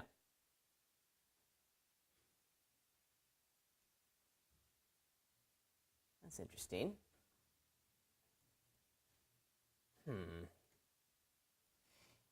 Oh, well, I got to run the sim first. Duh. What I'm seeing here is all the cached sim data from the previous iteration. That's not a live animation. If I ran the animation live, now it still does exactly what it's not looking at the timeline. I did exactly what I wasn't supposed to do, right? I created keyframes that are embedded on the timeline, and I hit that button, right, which is just going to ignore the sequence and ignore the playhead. I needed to hit this middle button to see the effect of those keyframes. In every sense, when I hit that first one, my playhead never reached those keyframes. Bless you. There it goes. Aha. Wonderful. Cool, huh? So right in there, and I'll cache it for you guys so you can see what it looks like. It's pretty neat. You can slow down the effects of our animation. Now, going to probably a value of 0 in my time scale isn't probably what I want. I probably should still have them moving, but very, very slowly. If I play my animation now, or at the very least scrub through it, there it goes, and now it's going to start to slow. Yeah, that's rad. That's pretty cool. Here, we'll do this. We won't go down to a value of 0. We'll go down to a value of like 10%. Was 1 pretty cool? Let's see. Huh? The solver. The solver. Let's go down to 5. I'll cache it. See what we get. And then once we animate, you can just go and animate your camera, like cruising around all your shards and stuff as they're slowly kind of... We're remaking the Matrix. We've entered the Matrix this afternoon.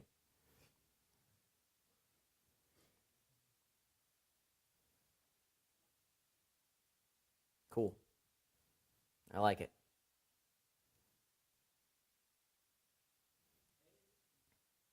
There we go. All right, so now that I have all of this kind of dialed, I'm going to start animating my camera. This is where it gets kind of fun. I'm going to turn the visibility of my cameras back on.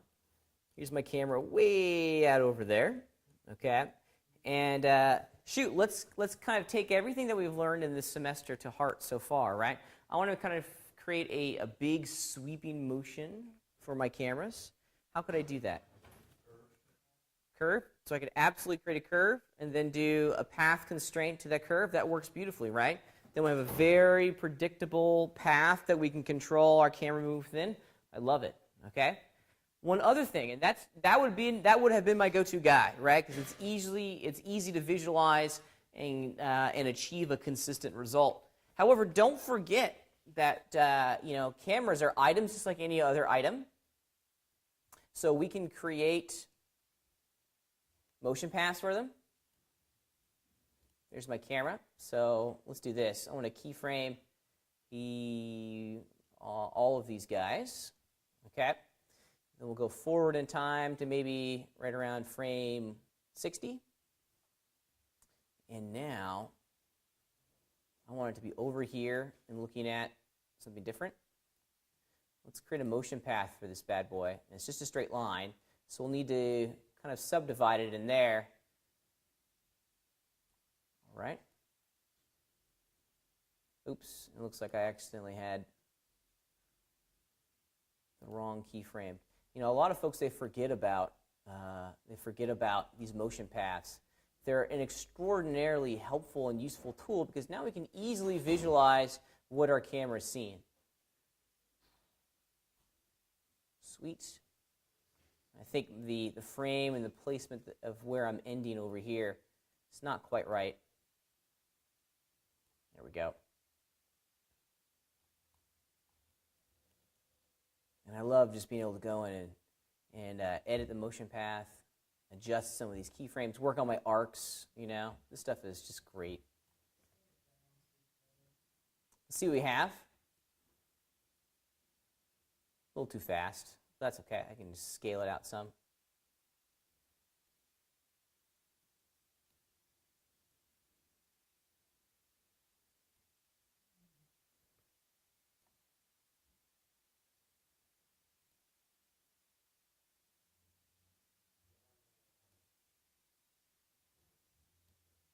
Oops. Let's change the position of this a little bit. Let's make it 3D too. Let's go down some, look up. Might be kind of fun. We're going to go all Michael Bay in here.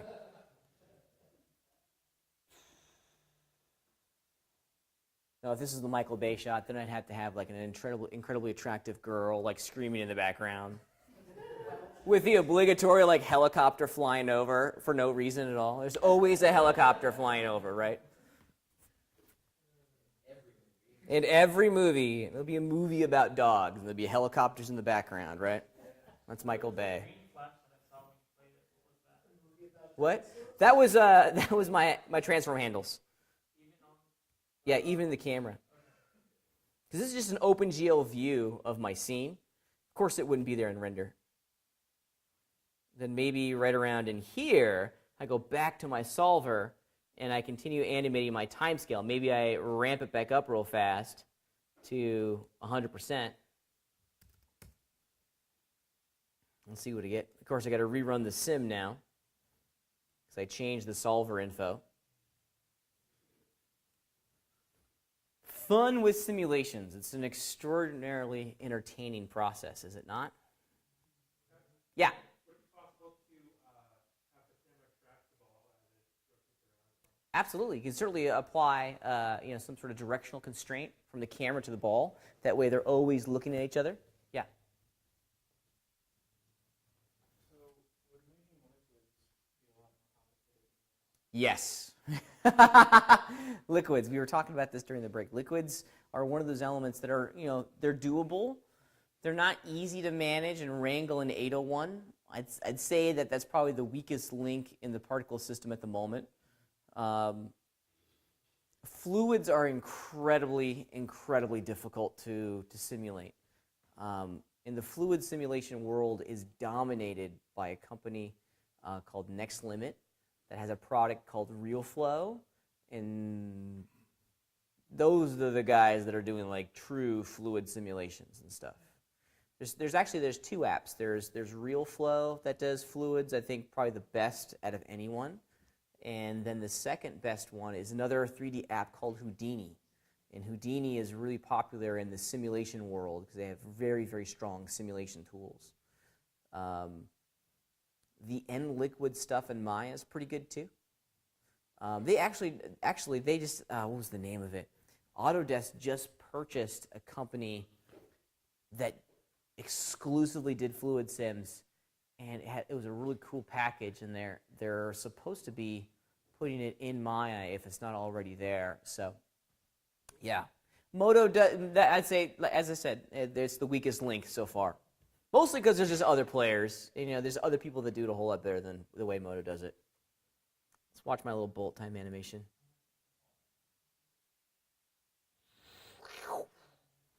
Awesome.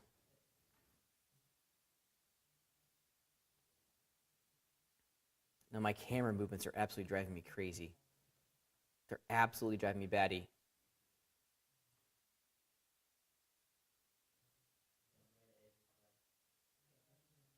Okay, I'm not going to fix it. I'm not going to fix it because it's just going to take me down a dark path. Pretty cool, huh? These are the types of things that I just find really, really fun about working in computer animations. That we can set up these cool little simulations and craft a very complex result from very simple beginnings.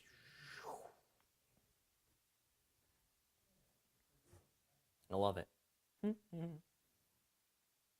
All right. Questions on what we've explored so far? I want to show you one other thing, and I bring this to your attention because it's another way for us to create some really compelling movements. Okay. We want to be able to use gravity as much as we can. Gravity is a great addition to our dynamic simulation environment. We can use gravity to generate a lot of movement, but the unfortunate thing, outside of applying these impulses to our objects, it's oftentimes very difficult to control the movement of our objects within our scene. I want to show you another cool thing. We can do constraints in addition to working with these impulses, and I just want to show this to you. It's pretty neat. I want to create a new scene, and I think I'll do this. I'll just add a sphere in here. Okay, just add a sphere. There's our sphere. Okay. Now we're gonna make a relationship between this sphere and something else within the scene. What I'm trying to create is a wrecking ball type animation, right? Where I have my sphere and I want it to swing from a central point like a pendulum. Okay. And for those of you that have taken GCOM 400 with me, I had you guys like hand draw a pendulum. Well, this is like the computer way of drawing a pendulum, okay? We want it to swing with gravity from a centralized, non-moving point, okay? Well, we have to define that moving point with a locator, okay? Let's just do it real quick. I'm going to add a locator into the scene, and I'm simply going to move it above my sphere. So this is going to be the moving point, or the central point that isn't going to move, and my sphere is going to swing from that like a wrecking ball. Okay? All right, so let's go into item mode. The sphere is the child. The locator is the parent. So I selected the sphere first. the locator second, and the element that we want to add in, these are all the different kind of constraints that we have, and there are a bunch of them. We're going to go over, the point constraint today, and then we'll go over some of these again in the future. The hinge constraint is a whole lot of fun. They're named pretty intelligently, and you can kind of start to figure out their function, but let's look at the point constraint, because it's really, really neat. Let's add the point constraint into the mix, and what we get is this little line. Okay. Now look very, very carefully at the colors of this line, because in every sense this represents the relationship that we're working with here. Okay. In the middle of this line, there's a gigantic circle, and there's a plane. If we were to orbit in 3D, you're going to see that this hinge is really nothing more, or excuse me, this plane kind of creates this hinge point. Okay. Well, actually, it's not. Those have changed. It used to be a two-dimensional plane, but now it's directionally constrained to the user. This blue line, this blue section represents kind of like the B side, and the orange section kind of represents the A side of the constraint. If I were to go through, and I probably should make my sphere here an active rigid body, so we have a solver now, we have a sphere that's being influenced by gravity. Let's change the location of my little sphere to something like that. If I run the sim, pretty cool, huh? Pretty cool. And it's just going to swing like that for an extended period of time. It's just going to swing over and over and over again. But the question remains, how in the world do I get that element on top of my locator? Because I really do want it to swing from that locator. If you notice over in our item list, we have an item now called the point constraint. And it's an item like any other item, and it's so easy it's hard. Go up and just move it where we want it to go, right? So if we can do this with a little bit more accuracy, maybe we change our drop action to match position. You can drag and drop that on top of the locator. There we go. If I restart my sim now, and let's change the location of this. Let's just bring it out over here.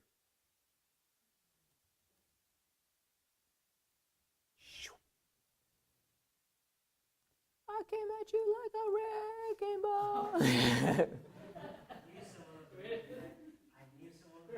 Yeah, I had to do it. A lot of fun, right? Of course, these are all dynamic objects. If we put something in the way, let's continue fleshing out some of the details of our scene here. Let's do this. Then on a new, oops, I just did the cardinal sin. I put the mesh for my ground plane on the exact same mesh item as my sphere. So let's be good stewards here. This is going to be the ground. Now I can not do that. Now I can do that. Okay. And then on a new mesh item, let's put a block in here.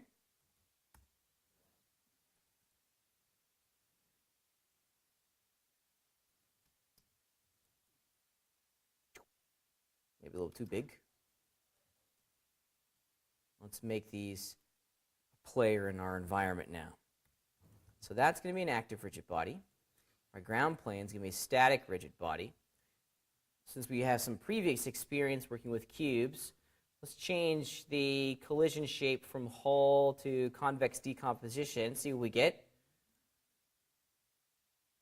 It broke.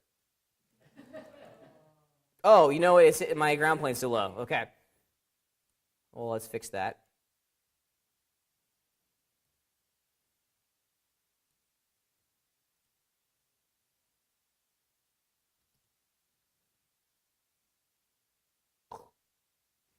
Cool, huh? It's working. Everything works. Not exactly what I'm after here. So let's make my wrecking ball here weigh a bunch. Let's make it pretty heavy. Let's make it a 200 lbs wrecking ball. Now let's look real quick at the movement that we've crafted here, because it's kind of interesting. If I was to play my animation, where's the box rotating from?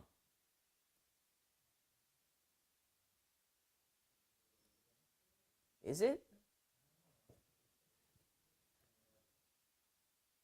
It's important that whenever we create any item, we go and analyze its center point. Because even with dynamically simulated elements, the center point is going to continue. It's going to continue to drive the local rotation values of that element. Okay? So even though we're putting a force kind of in the middle of that block, it's still trying to rotate from the bottom where its center point is residing. I want to show you a really cool trick that will help you kind of preserve some of your sanity if you need to move the center points for a lot of objects quickly. I have my cube selected here, and if we go to the top of the screen where it says Edit, we have an option here called Center to Bounding Box. Okay? And now we have a number of parameters that will determine where the center point is going to go. And if I choose Center, boop, you can see that it moved into the dead center of that element.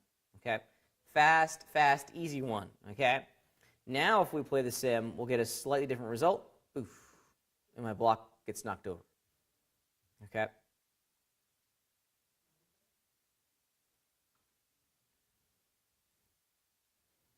If I wanted to make my wrecking ball move a little bit faster, how could I do that? It's already 200 pounds, but the moment it hits that block, it basically stops, right? It'd be great if it kept going. Any ideas? I love it. Let's increase the bounciness of the block. See what happens.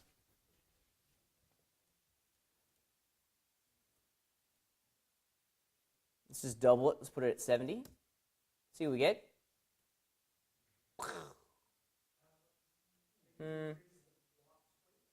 Decrease the block's weight. Let's half the density. See what we get.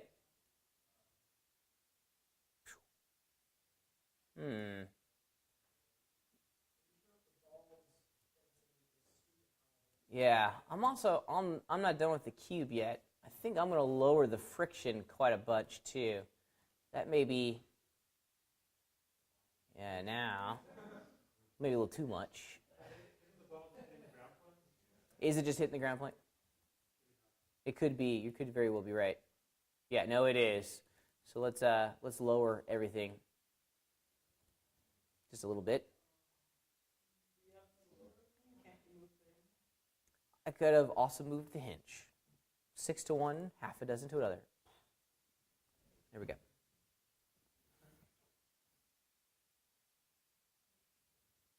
Cool, huh? I want my box to fall off the cliff. So I've selected my floor. I'm not going to do plane. Let's just do mesh. Bye. I love it. So much fun. So much fun. Okay. One final thing. I'm going to go into my block here, and I'm going to make it a little bit smaller that way. There we go. So now I've got kind of a tiny block. Shoot, I'll make it a little bit smaller this way as well. And please note that I'm transforming the polygons, not the item. Okay. One final thing, and this is kind of important for your homework this week, is that we don't necessarily, what if I want to have a whole bunch of these? Okay. You can make one. Say again? You can make an array, but we have to do it at the item level, right? We can't do it at the polygonal level. I want each one of these blocks to move independently, so we have to do it at the item level. Cloning, radial arraying, they all work. Let's go into our model tools, and while I'm in item mode, I can certainly just kind of clone some of these out, and even instances will work as well.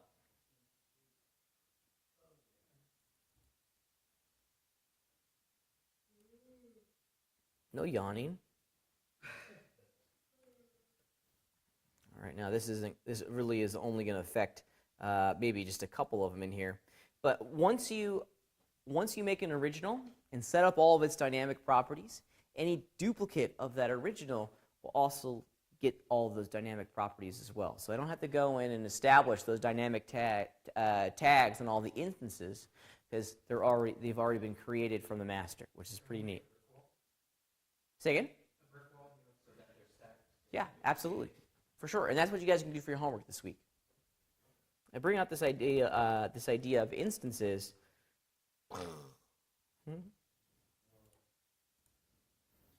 Now, I think these may be sitting below the ground plane ever so much. No, they're sitting above it, which is why they're all kind of bouncing, because they're falling for a brief second. They go, they kind of like that,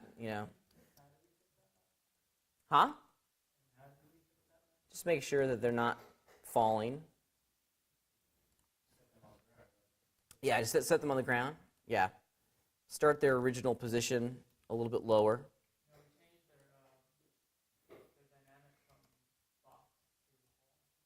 That'd be helpful too.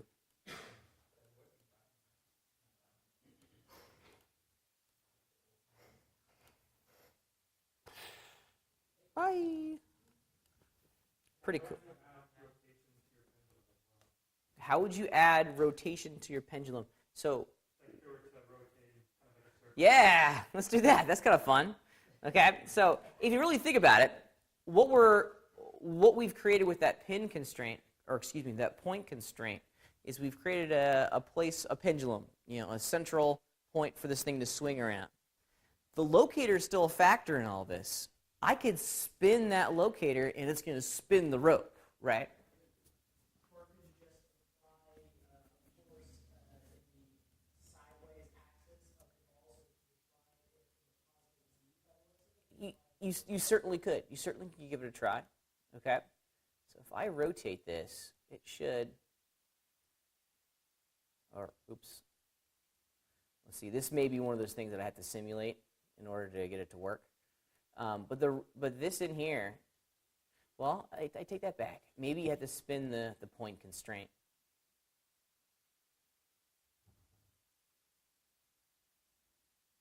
Let's see. Let's play it. If I rotate it now, it's going to continue to stop. Let's animate its rotation values and see what we get. Over the course of 60 frames, we'll have it rotate to 180 degrees. Let's see what we get.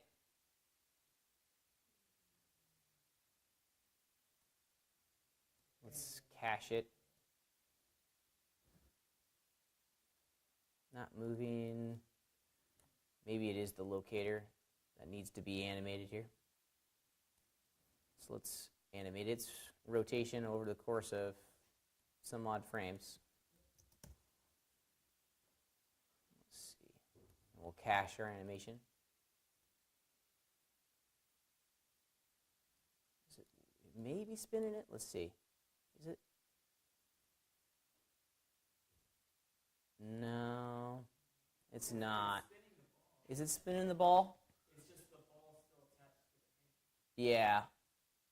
There is a way to do it, and maybe this point constraint is the wrong one to get that kind of spinny effect. Oh, you're absolutely right. You're absolutely right. Yeah, there's a dozen different ways to get about this, okay? You're absolutely right. Try it. Give it a try. Give it a try. Okay, so I want to spend some time talking about what your assignment's going to be for this week's homework exercise. Your job is to create a brick wall animation, okay? So you're going to be creating a brick wall, and you're going to be crashing an object through that brick wall, okay? Using everything that we've talked about today, this is your goal. There's some requirements that each one of you are going to have to be expected to meet. If you look down at the checklist, 300 frames. So you got to figure out basically how to spend 10 seconds. Okay? Be creative. This is not just a, hey, I'm going to send a wrecking ball through a brick wall. You have a 10-second animation that you're creating here that needs to include something going through a wall. So figure out what that looks like for you. Okay? Use this as an opportunity to put your own thumbprint on something fun. Okay? Now, there's a couple other things in here, a couple specifics that I want you to look at. The ball's movement, okay, must be triggered at frame 15. The ball's movement, okay? So the ball isn't necessarily going to begin its motion on frame 1. It's going to begin its motion on frame 15, okay? So think about that. A little wrinkle in here. You must also have at least 30 blocks, at least, okay? please make sure that you're paying a close attention to size, scale, and proportion of all of these little pieces to the size of the ball. Keep that in mind. Texture? Or? Yes, absolutely. Please texture them. Please create materials and textures for all the bricks in the sphere itself. Okay. The ball must crash through the wall. Okay. It's got to go through the wall. And all the bricks have got to. Okay. The brick wall must be taller than the height of the sphere. Okay. So, got to be a pretty big wall. All right. Keep that in mind. Can you make it like how you did with wrecking ball? Yes, absolutely. I'm not telling you how to do this. I'm only giving you expectations of. Yeah, absolutely. Yeah, as I mentioned, you can use whatever we have learned today and whatever we have talked about today to achieve this goal. Whatever you want. Okay. Okay. So brick and sphere must be active, rigid bodies. The ground plane is going to be a static, rigid body, and of course, you're doing materials and textures for each element in the scene itself. Okay. Yeah. Yes, of course. Of course. However, here's what people have done in the past, and it's a bad idea, okay?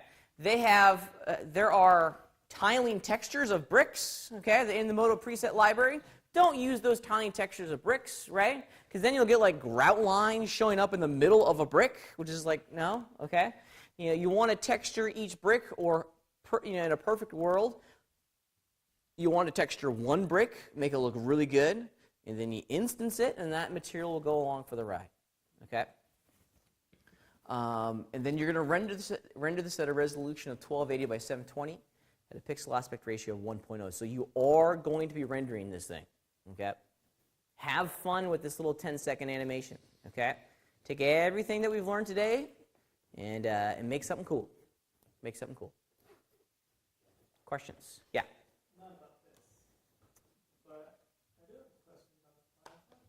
Uh-huh. What is it going to entail? Is it going to be our own creative license kind of thing? Yes, absolutely. Absolutely. And because at this point in time, we're kind of the mid-censored. I like to think about these. Yeah, so the final project in this class is going to be a short film. You're going to be crafting a sequence of shots that tell a small story. The story can be whatever you want it to be, but it has to have a beginning, a middle, and end. And it has to, I think if I remember correctly, it has to be more than 10 shots or something like that. 30 seconds, a 30-second long animation, so it's not extraordinarily long. But you're going to be doing all the, not necessarily all the modeling, but you're going to be doing all the animation and rendering when we get there.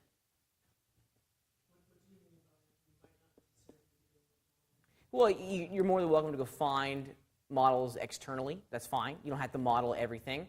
But there will be some things maybe in your story that you may choose to model. Like, for example, last semester, Sean wanted to do a Pacific Rim, kind of thing. You model the Gypsy Danger, and it was fighting a gigantic rubber chicken, right? Which is great, and you just can't go out and find models of the Gypsy Danger, out there online. So he, of course, he did a great job of it. Sure, if Sean will let you have it, I say do it. So yeah, so that's what we're going to be doing for our final project. So have that rattle around in the back of your brains. Just start thinking about what you want to make. And the most important element in this is it has to have a beginning, a middle, and end. You have to tell a small little story. And we're going to spend some time looking at some techniques, some production ideas that will help you get through a multi-shot sequence. Designing an animation for many, many different shots is a little bit different than these one-off guys. We'll revisit some rendering ideas that will help you get your stuff out of Modo, in an intelligent fashion. And of course, the media management on this is going to be pretty extreme as well. So we'll talk about that after we do particles. Okay? Questions? Let's see. I don't know if last time I didn't require particles, but I did require a simulated event. So in a simulated event could be particles. It could also be something like this. Cyrus did a really cool one last year where he had a tank battle, and his simulated event was he had a tank crash through a wall. and then started attacking some other tanks that were coming over a hill. So that kind of achieved his result. Some people did flags, flapping in the background. That's what we're going to look at next week. So there's a lot of application for these ideas in in your project. Questions, questions, questions. Start rattling around in the background. Start thinking about it, but don't stress out it. Unless there's an asset that you want to build that you know you're not going to be able to find online, then you got to start working on it now. So taking Sean's example, he spent a good probably 8 weeks modeling the Gypsy Danger, and he began it at the beginning of the semester against my explicit suggestion. I said, do not model Gypsy Danger. And he was like, I want to model Gypsy Danger. And I was like, I don't think you're going to be able to do this in the time that you have with all the other stuff. He's like, oh, whatever, Pat, I can do it. And I was like, all right, buddy, whatever. And he lived in the lab, right? He did not, he spent 10 hours a day seemingly over in the lab, and he was able to pull it off. I would recommend that you do not do that because it will bury you. It will bury you. It paid off. It was a good model, good project too. His animation was not all that great because he spent all his time modeling. Yeah, right. But that's okay. That's all right. Did he rig it? No, not really. Not really. He basically did forward kinematics on everything. What was I going to say? It happens. What am I going to say? What was it? It was, keep your ideas simple. The best ideas are the simplest ideas. You're only going to have about 5 weeks on this, only, okay? The simplest ideas are usually the best ones, okay? So don't try to make Star Wars. You're not going to you're not going to have time to make Guardians of the Galaxy in 5 weeks. So don't think at that scope, okay? Rein it down in size and scale, and you'll be all right. What about the guy that did, remember you showed us the case of that guy with the samurais? Yeah. How long did that take? That was another good 5-6 weeks. Yeah, he came out of the woodwork on that one. He kind of disappeared, and he just did not show up to class for 3 weeks straight. And then he appeared out of nowhere. And he's like, "Look at my cool samurai model." I was like, "Oh, this is what you've been doing. Okay, I got it. So yeah, he did. He just kind of fell off the planet, and but what he was able to make was pretty rad. It was pretty amazing. Another project that paid off in spades because the time and the energy that he put into it definitely showed in the final frames.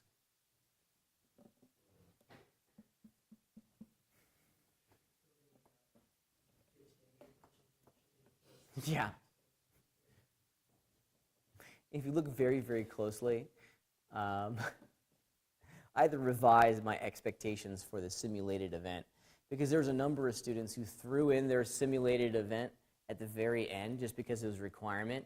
And Gypsy Danger is such a great example of that. Gypsy Danger is running through the city, and then if you look very carefully, there's in the lower left-hand corner of the frame, the little bus, it was a teeny little bus that he just impulsed into the foot of Gypsy Danger, and it bounced off. He was like, simulated event, I didn't do that, right? And I was like, well played, well played. Well played. Yes, you fulfilled the requirement. Not in the expectation that I was looking for, but you fulfilled the requirement. So, yeah, I got to revise that a little bit. That was on me. I should have. Yeah, right. It has to be a focal point of at least one shot, right? You have to pause it and say there. Right there, a gigantic arrow. See that little dot down there? I didn't animate that. The computer animated that one. Yeah. If he takes the camera and rotates it around that bus, that's a focal point, right? Yeah, that would have worked. That would have worked. If you had a Michael Bay shot of the bus going into the side of the foot, slow it down, attractive girl in the front, helicopter in the background, Michael Bay. Every shot of a Michael Bay movie like that, right? Even the World War II movie had that exact same thing, right? There weren't even helicopters in World War II, and there was a helicopter flight. No, I'm joking. I'm totally joking. All right. Anyways. All right. Questions about what we're going to be striving to accomplish for this next animation? Simple enough? Pretty straightforward? What's going to be killer is the render time. So prepare yourselves for a healthy render time, okay? Yeah. Prepare yourself for healthy render time. This is because there's so many moving elements in this. If you think about it, you're going to have at least 31 moving items within the scene. This is going to take a little bit longer to render each frame than other animations that we've done this semester. Okay? So give yourself some defined production time and render time over the next 7 days to knock this one out of the park. Questions? Everyone's good? All right. I'll see you guys next week.